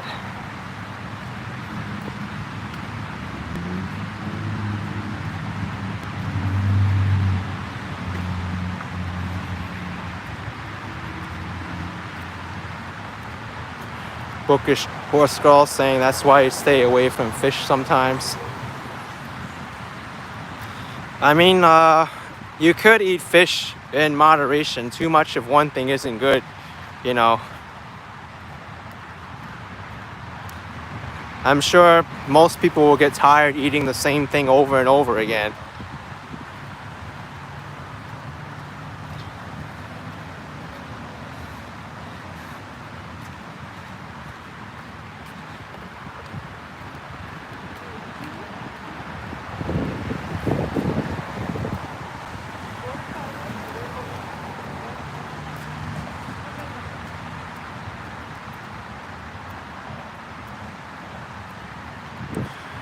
Yeah, bookish for a skull, eats salmon once in a while, yes.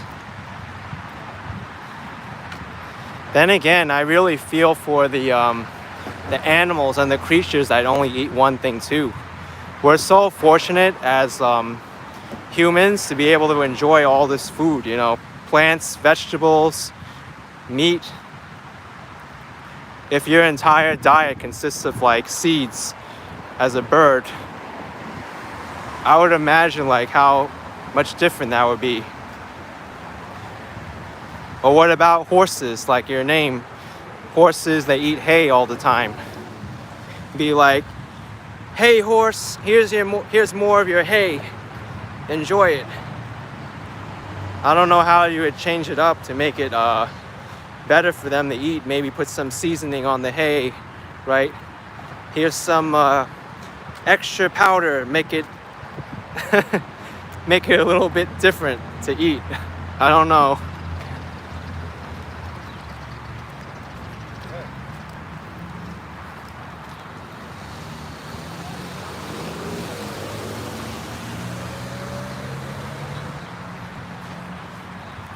Oh no, don't put garlic powder on the hay for the horses.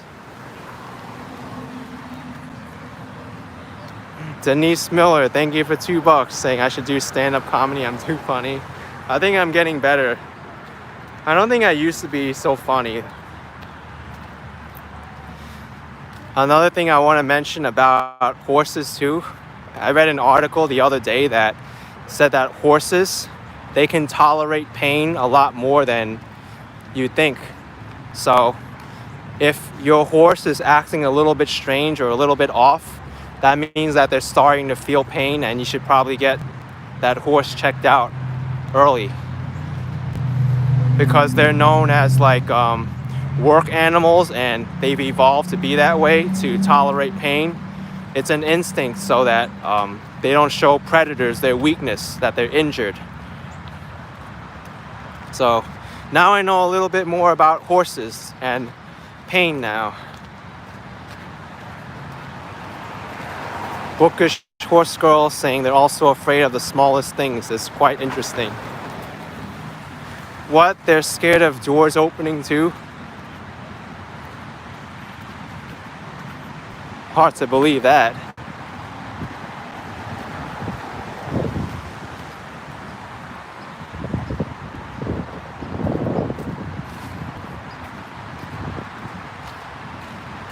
Okay. This is a mulberry tree. This is a mulberry tree, folks. Let's have some mulberries. How about this one? I'm not gonna let this one fall out. That came right out, folks. Mulberry from the tree, fresh from Brooklyn.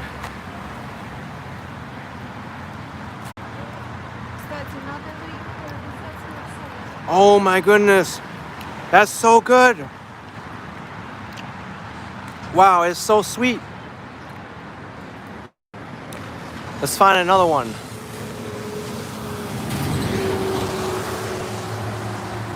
Another mulberry. Where's one? I know I saw one before. I think it's past their season now because there's not too many on the leaves anymore.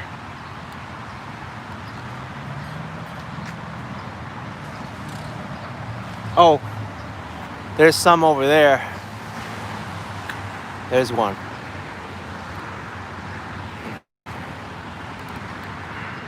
Mulberry. They're edible and they're good. Here we go, grown in Brooklyn.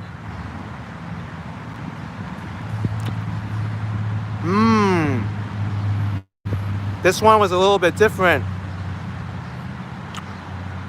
It's sweet also, but it had a very good flavor as well. It kind of tasted a little bit like grape too. Very good.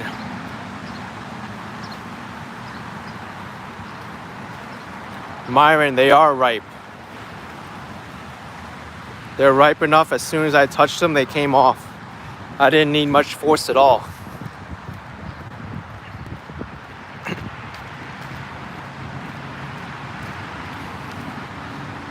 Here's Calvert Vaux Park. I had no idea this park existed, but let's go check it out.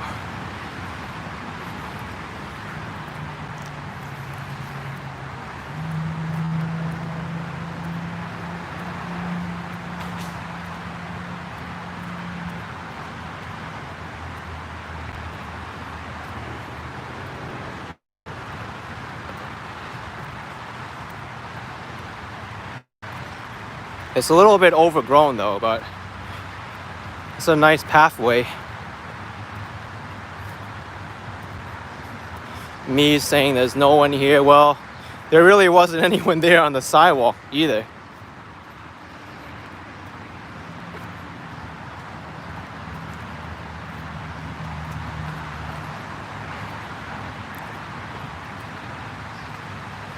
All right, now there's the nicer part of Calvert Vaux Park.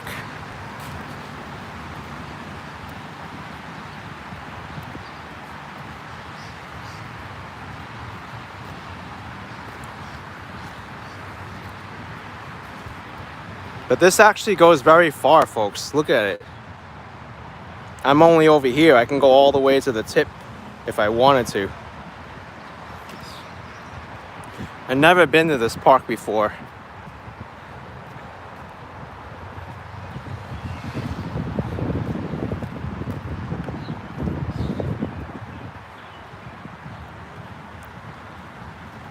I don't think I want to go that way though. I'll stick to this side of the park.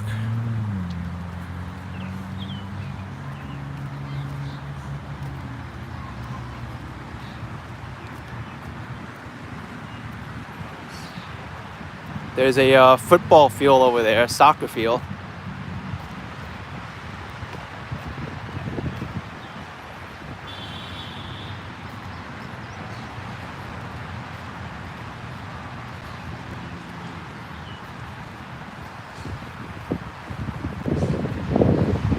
Yes, Slippy, good facts. Calvert Vaux was the co-designer along with Frederick Law Olmsted for Central Park. He also designed Prospect Park as well.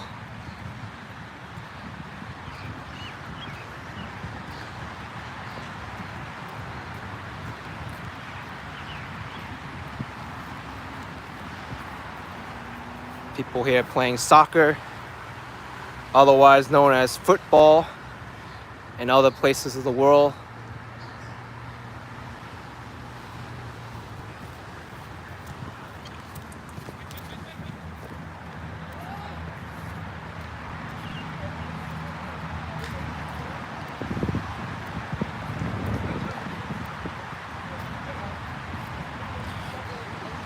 Terry, that's an interesting fact. They banned New York City's, North American cities have banned the planting of mulberries because of the large amounts of pollen they produce.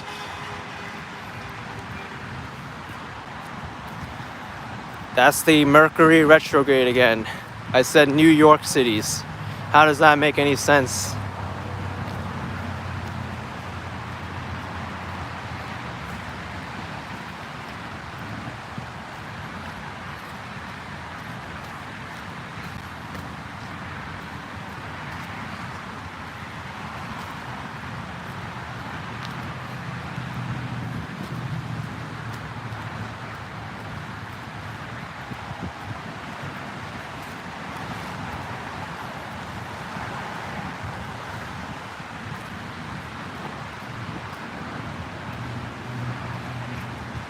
Oh wow, this park's got a parking lot too.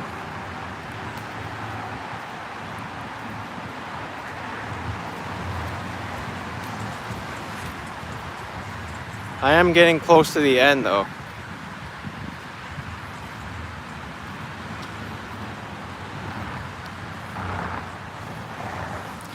What's all these cars doing turning in here?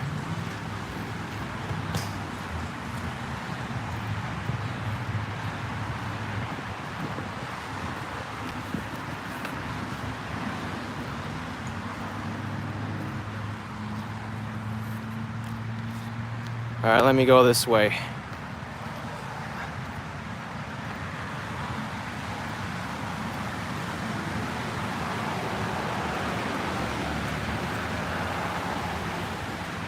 Me saying I can't believe I walked so far today. This is nothing really. I've done the entire length of Broadway before. This was back in either January or February. I went from the very top, Manhattan, and I walked all the way down. Upper Manhattan and Midtown, Lower Manhattan, all the way down to the Staten Island ferry. That was like 6 hours non-stop that I walked. That's the first time that I've done that, walking the length of Broadway. I always wanted to do it one day.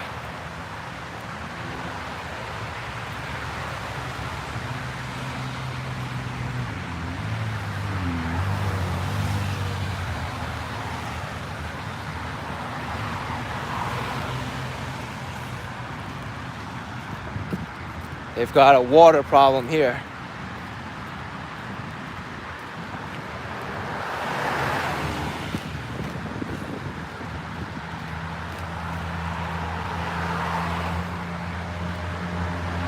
Dude wants me to do a live walk inside Brooklyn Botanic Gardens. Well, right now the Brooklyn Botanic Gardens is closed due to COVID.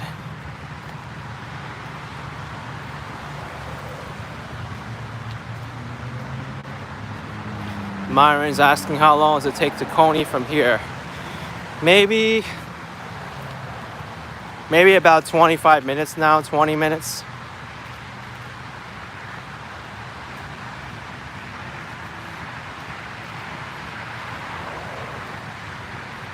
Someone left a Corona beer box. Where? Probably down there somewhere. Oh yeah, that's it right there. Good observation.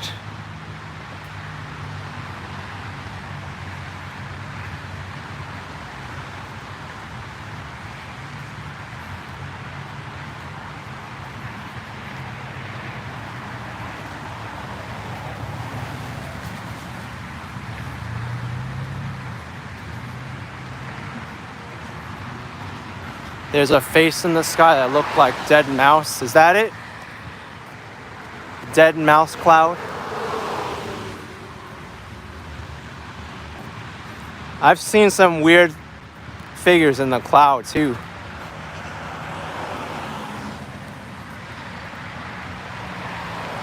Hey look, it's another mulberry plant. Mulberry bush. Let's get another one. All these are all not ripe though. I need to find a red one or a blue one.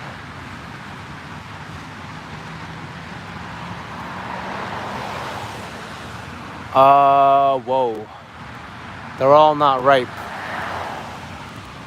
Alright, forget it. Just forget about it.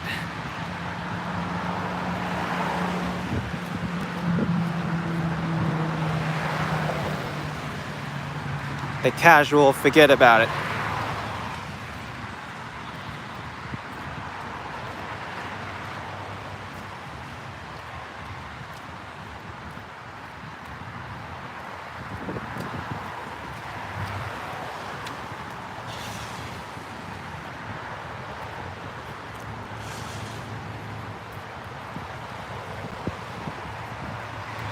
Alright, so here is the end of this bike route. Need to go that way and then cross over the bridge to Coney Island. But I'm not too far away now. But Coney Island is no longer an island. It was landfilled in. But it derives its name because the Dutch found plenty of rabbits on the island. And Coney is an anglicized form of the Dutch word for rabbits. So if you want to translate it literally, it's Rabbit Island. But I don't see too many rabbits, if at all, on Coney Island anymore.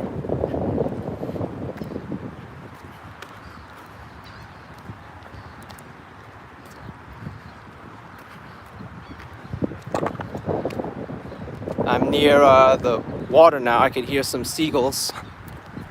They're gonna laugh at me now.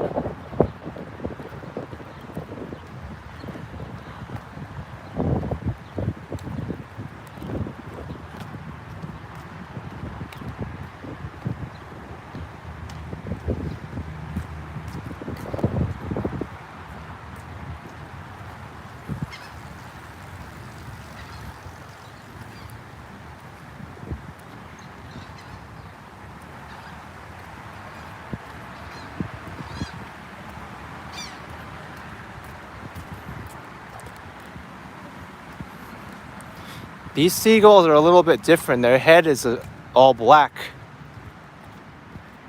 Usually the seagulls I see they have the white head.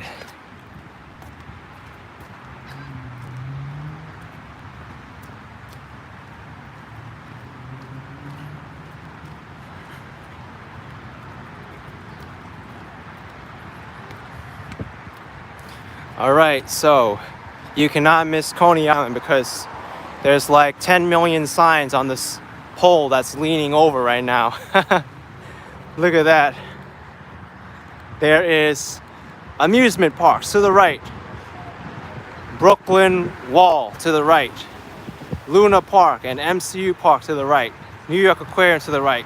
Coney is to the right. And we buy houses, and we buy used, and we buy houses.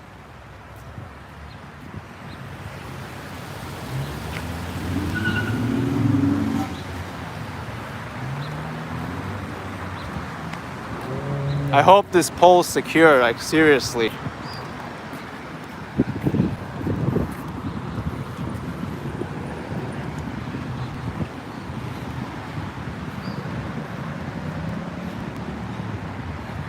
Here's the fast food restaurant, Chipotle, or Chipotle. Here's Chipotle restaurant.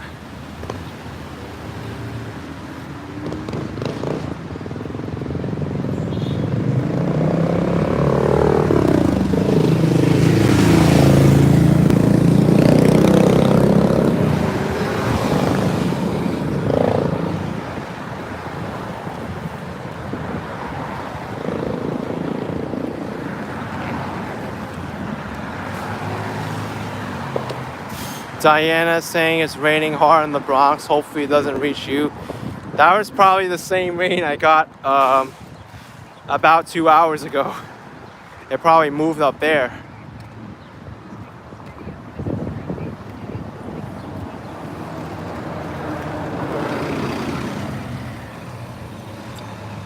Here's the B82 bus. Everborn saying it's coming down in Soundview. Oh no. Yeah, that was a very freaky rainstorm that I had down here in Bay Ridge and Dyker Heights. That was an epic rain. I mean, this is one of the furthest south neighborhoods in New York City, so it probably took some time to get up there, but it came.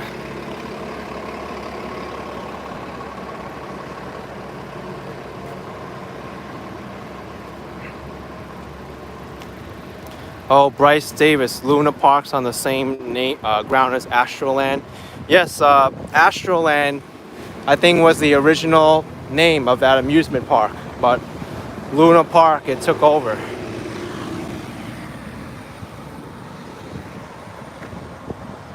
All right, folks, so this here is the bridge going over Coney Island Creek. And if it was not for this bridge, you probably wouldn't know that you were on an island.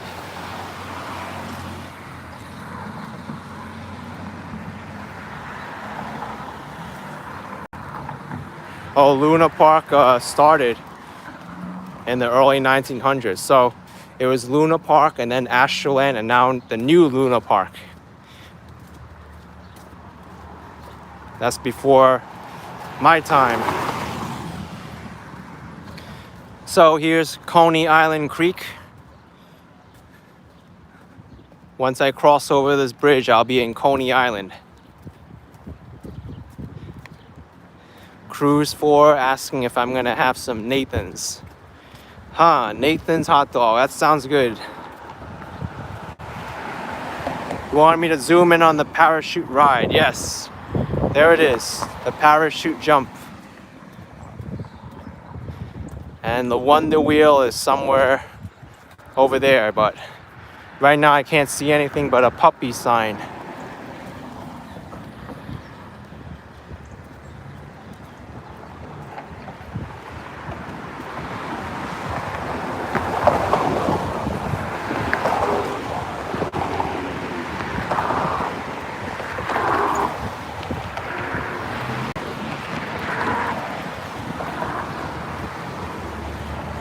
All right, I see the amusement park rides.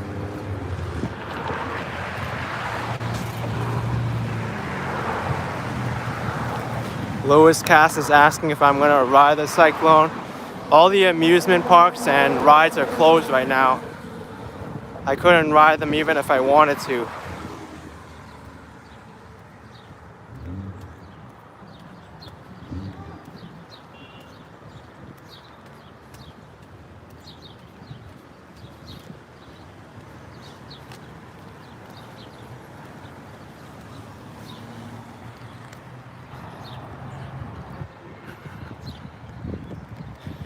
I'd like to see how Coney Island is now at this time for phase 2 without any of the tourists, and on the weekend, Abraham meat with 50 Mexican pesos. Thank you. Appreciate it, man.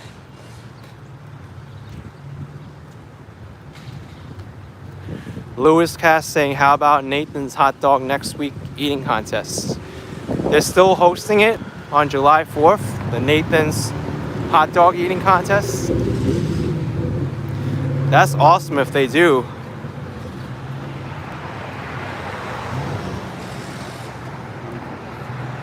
Oh, there's no spectators for the Coney Island. Wow. So things are changing.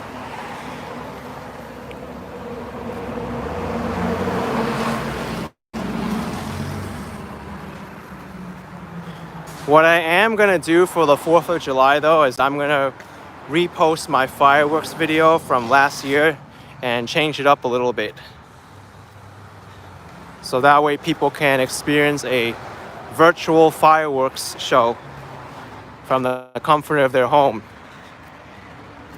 I had the best view last year of the fireworks display. In fact, it was so good that 2 entities already approached me into letting them use the footage for a project that they want to do.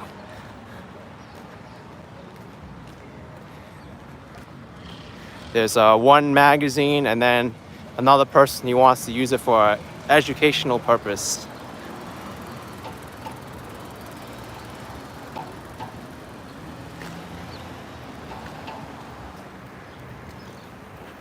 But I'm so glad I was able to film that fireworks display, because who knew that that was the last year that that you were able to go right up to the fireworks and have crowds of people and see them all for like a half an hour display.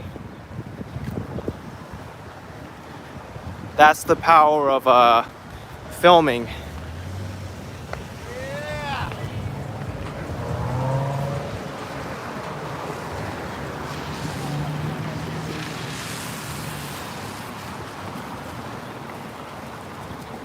Okay, here we go. Going straight to the parachute jump needle. I can smell the beach already.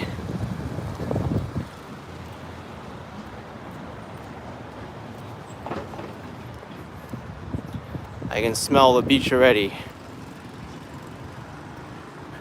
Seductive Arts asking, with all the walking I do when I go home, do I fix a big glass of protein shake? My legs must be sore all the time. I actually don't.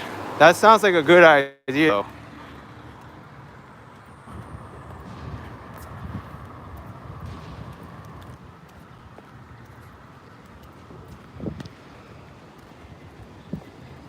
Let's see how many people are out on the beach here. I think, I forget which date it is, but New York City is gonna allow swimming again in the ocean. It's just that it's gonna be at a reduced capacity.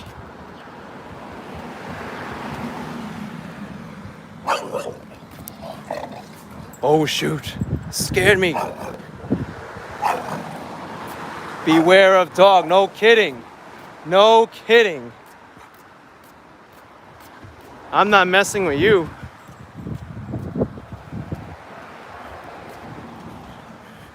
My goodness. That really scared me, folks. Oh my gosh. Wow.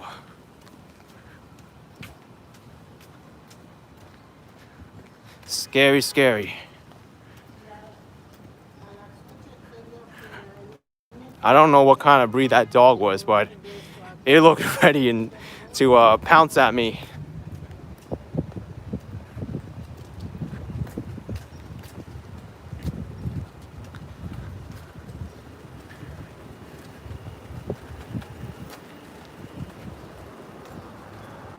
Oh, it was a bulldog. Wow, wow, wow. Yeah, good thing the gate was locked, that's for sure.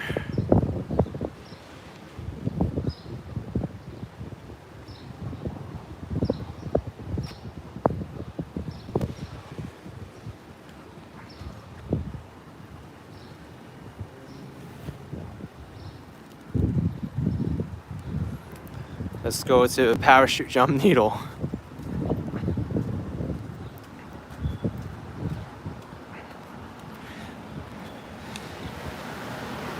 Oh, Nandito, didn't want to interrupt my stream, but I'm taller than I thought. I'm pretty tall. Most people think I'm shorter.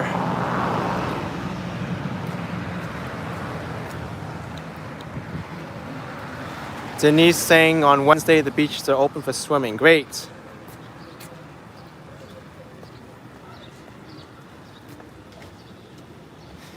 Yeah, Stephanie, you're absolutely right. Pit bulls have a bad rap. They're very nice dogs. One thing that I always say, there's no such thing as a bad dog, only a bad owner. After all, why would a dog act the way it is if the owner is good, you know? If the owner teaches the dog the wrong way, of course the dog's gonna act all strange and be aggressive, you know? There's only bad owners, no bad dogs.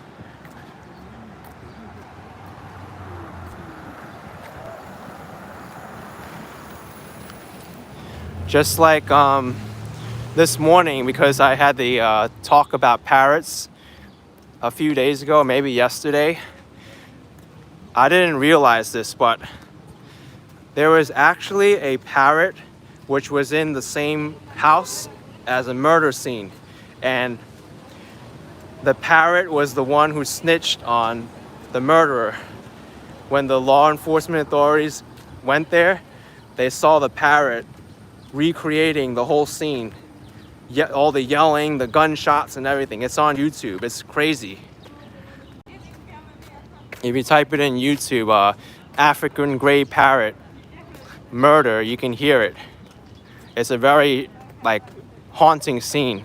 But I'm sure that parrot is so traumatized right now that the parrot can recreate that scene.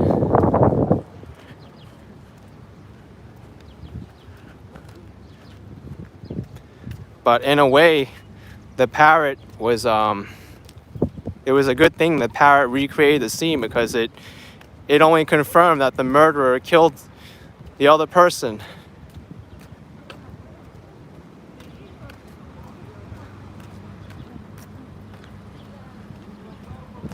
Here's MCU Park.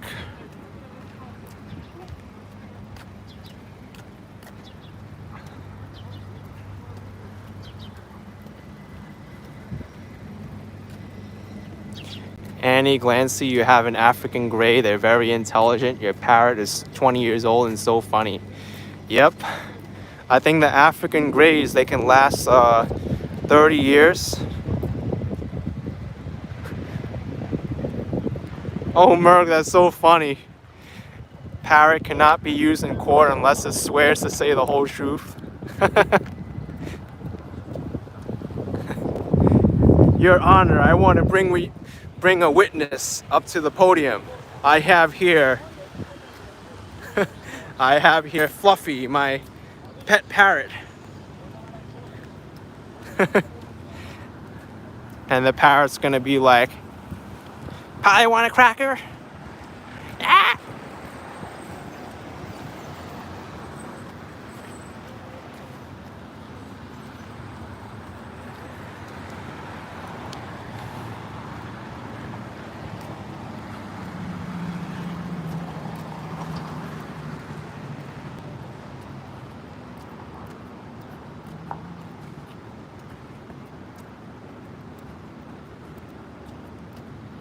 Yeah, Gloria, it's amazing how the parrots, how much they can do. I've seen parrots imitate anything from phone notification sounds to alarms from cars and phones to people swearing and animal sounds, other birds they imitate. It's amazing what kind of vocal range they have. Lewis Cast, thank you for the $1.99. Appreciate it. Have a Nathan's hot dog on you. Random fireworks in the background there. I don't know who's setting them off, but it's in the middle of the day, folks. Why are you lighting up fireworks? No one can see it. These people don't make any sense.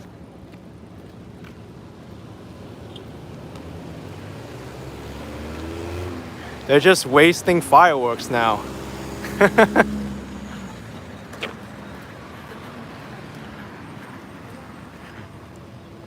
They could have waited a few hours and then light the fireworks at least.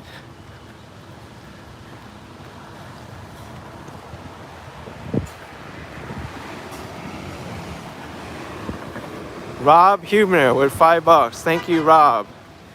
Appreciate it. Here's the Thunderbolt roller coaster. Not running right now.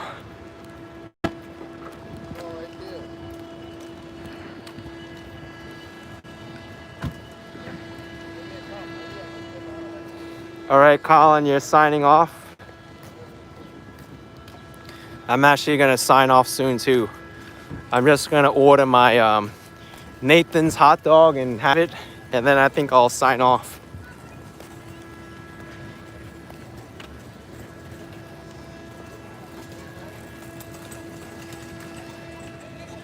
Oh, hey!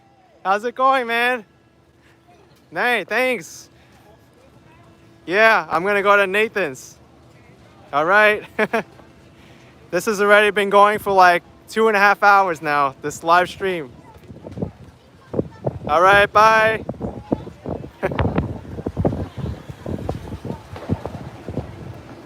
Cool, cool. Person in a car. Oh, I'm gonna still show the ocean.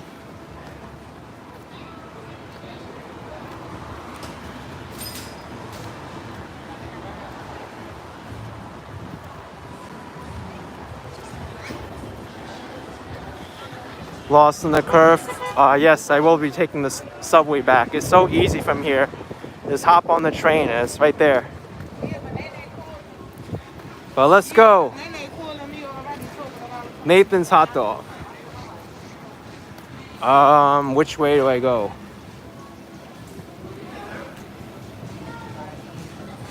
Oh, I gotta mute it. There's music playing in here.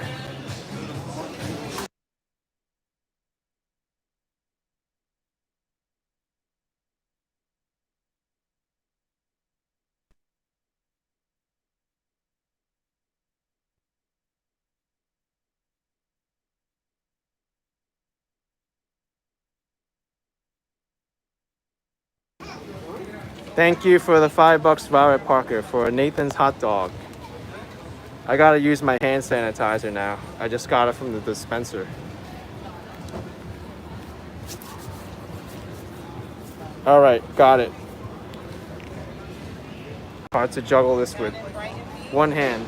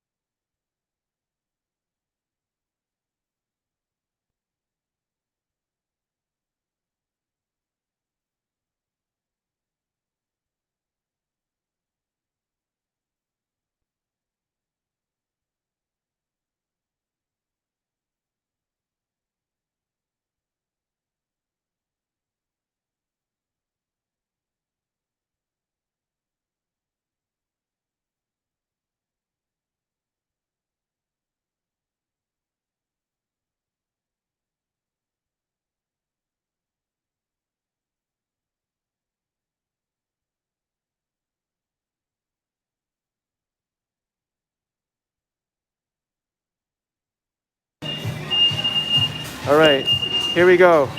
Nathan's. I hope all the condiments are around. Where's all the ketchup and the mustard and everything?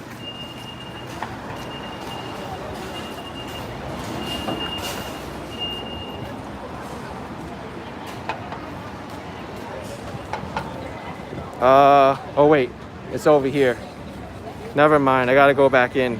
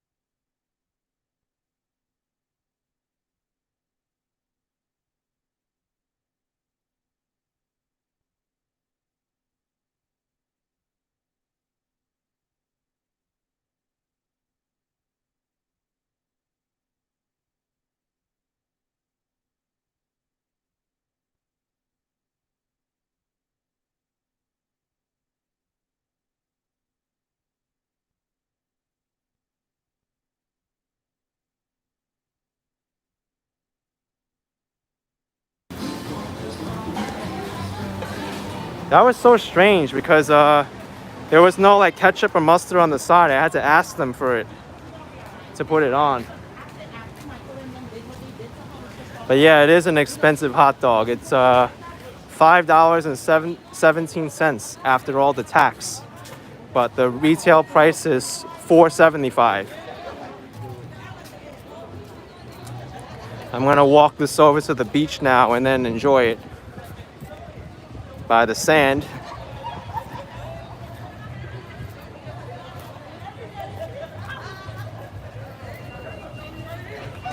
What's in the box? You'll have to wait and see. Nathan's. I haven't had one of these in a while. Oh yeah, I did get a super chat, but let me look at who it was. Thanks for reminding me. Thank you, Lewis Cass, for the $19.99. Thank you for the subway back, and definitely paid a lot more than that. It paid for this hot dog too.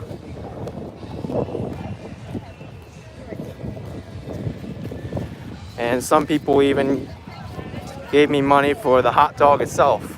So thank you for that as well.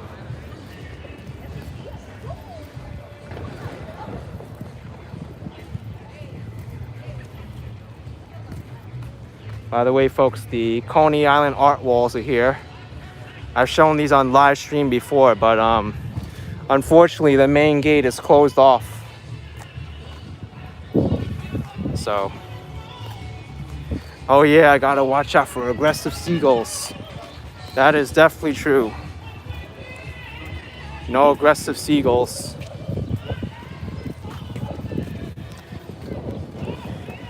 By the way, folks, New York invented the hot dog. It was here in Coney Island that the hot dog was invented, and I don't think it's from Germany. I think I forgot who invented it, but there was a guy named Nathan. That's why it's called Nathan's. I'm not sure which country he is from, but he invented the hot dog.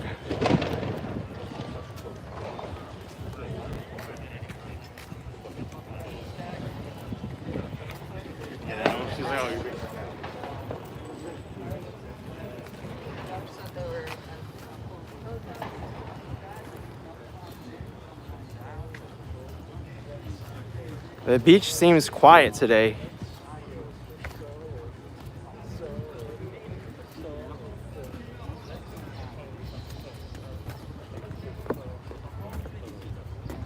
Yeah, Brittany Jones. That's why I'm wearing this shirt. Milton Glasher passed away. I'm wearing the I Love New York t-shirt today to honor him.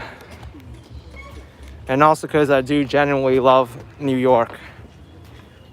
I'm not wearing it because I don't love New York, because I definitely do.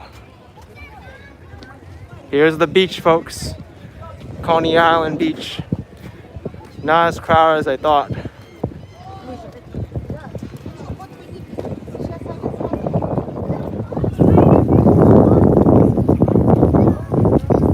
There's a empty bench over there, so let's sit over there.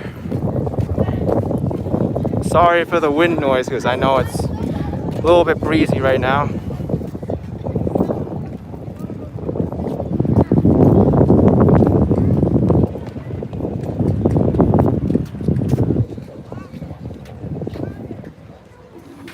All right, sitting time.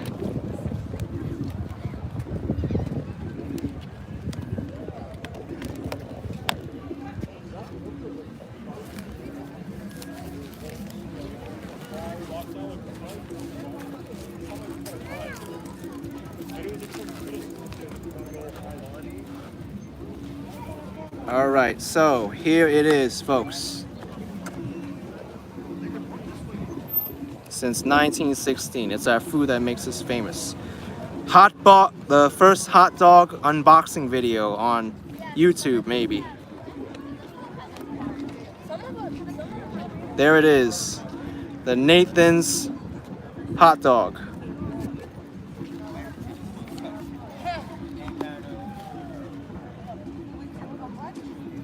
Here it is.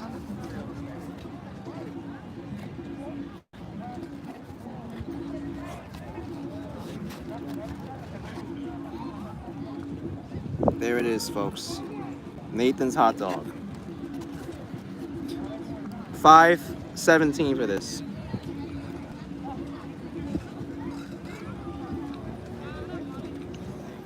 Mmm.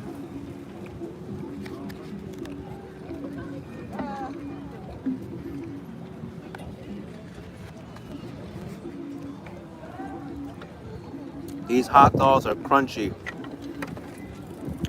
Full of flavor too. That mustard is full of flavor.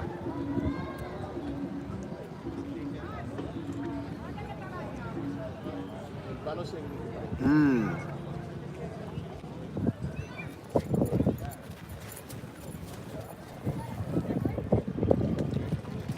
Kevin, I saw your chat. Thanks for coming by to say hi. I am gonna take the subway back. Mmm.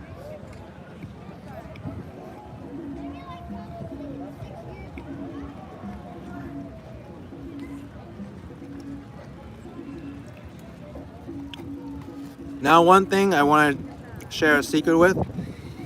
Here there's a problem because the end of the hot dog is sticking out of the bun. You want to make sure you eat this end first before you eat the bun side, because otherwise the end of the hot dog is going to squirt out and you're going to lose part of the hot dog. So you got to do this.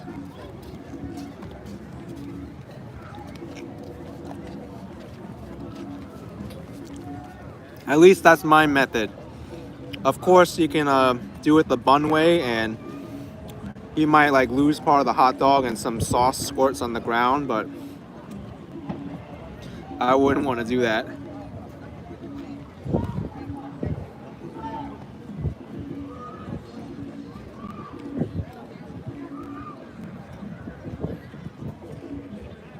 Last bite, folks.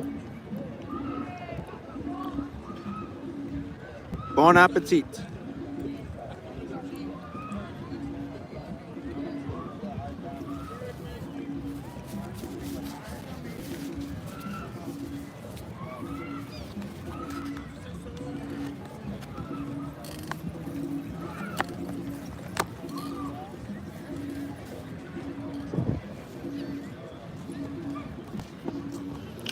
That was a great hot dog. Delicious. All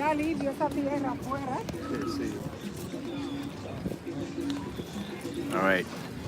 I'm gonna throw out these napkins now, and also the container. Well, these are still clean. I'm gonna reuse these.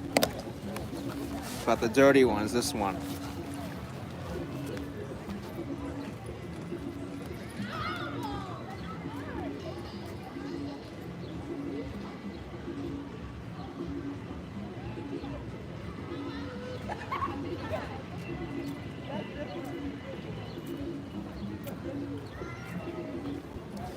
Okay. Someone was talking about it when I was away.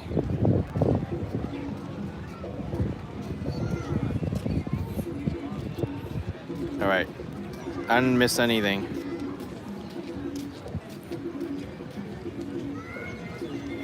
Alright, beach time.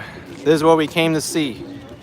This is what I walked 2.5 hours for, to come to the beach.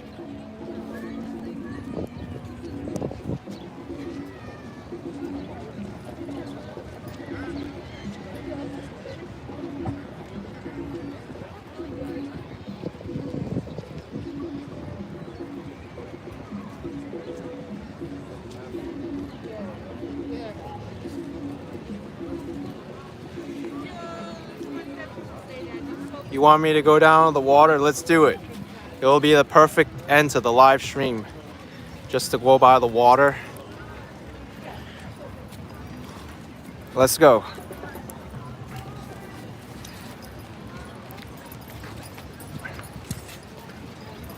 We're going to the Warriors turf now. From the Warriors movie.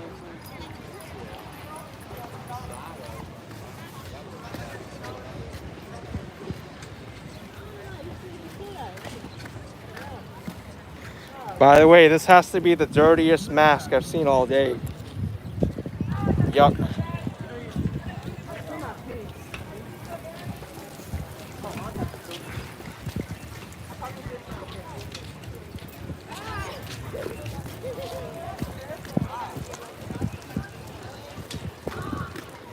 Okay, here we go.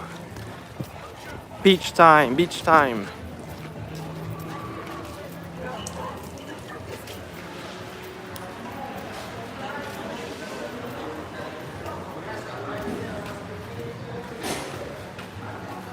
Here we go. We have a blue turf for us.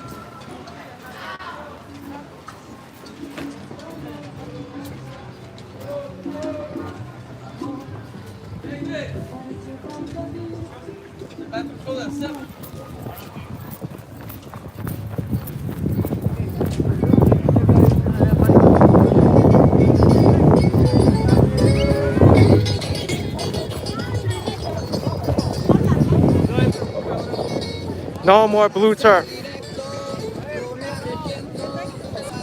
Beach time, beach time.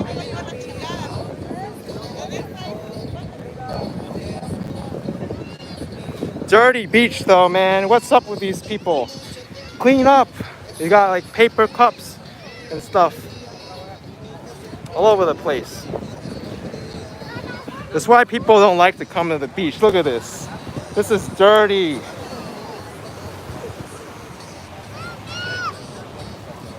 We don't need this trash on the beach.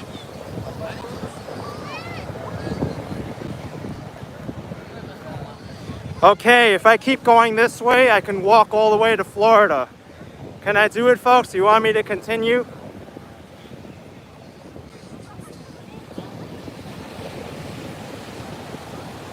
B. Griffin wants me to do it. All right. Let's go.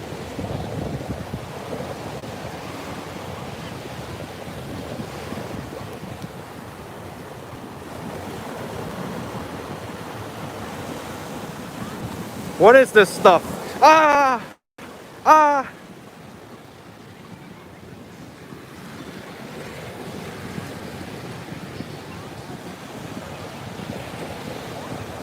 Nope. I'm not getting there. I was just acting. I was running away from the water, but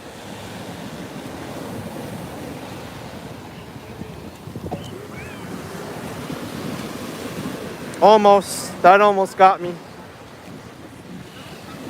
All right, folks. That's it for today. If you enjoyed this live stream going to Coney Island Beach, and there's the Wonder Wheel, by the way, then please give this video a like, subscribe for some more, and I'll see you all next time, folks. Take care. Bye-bye.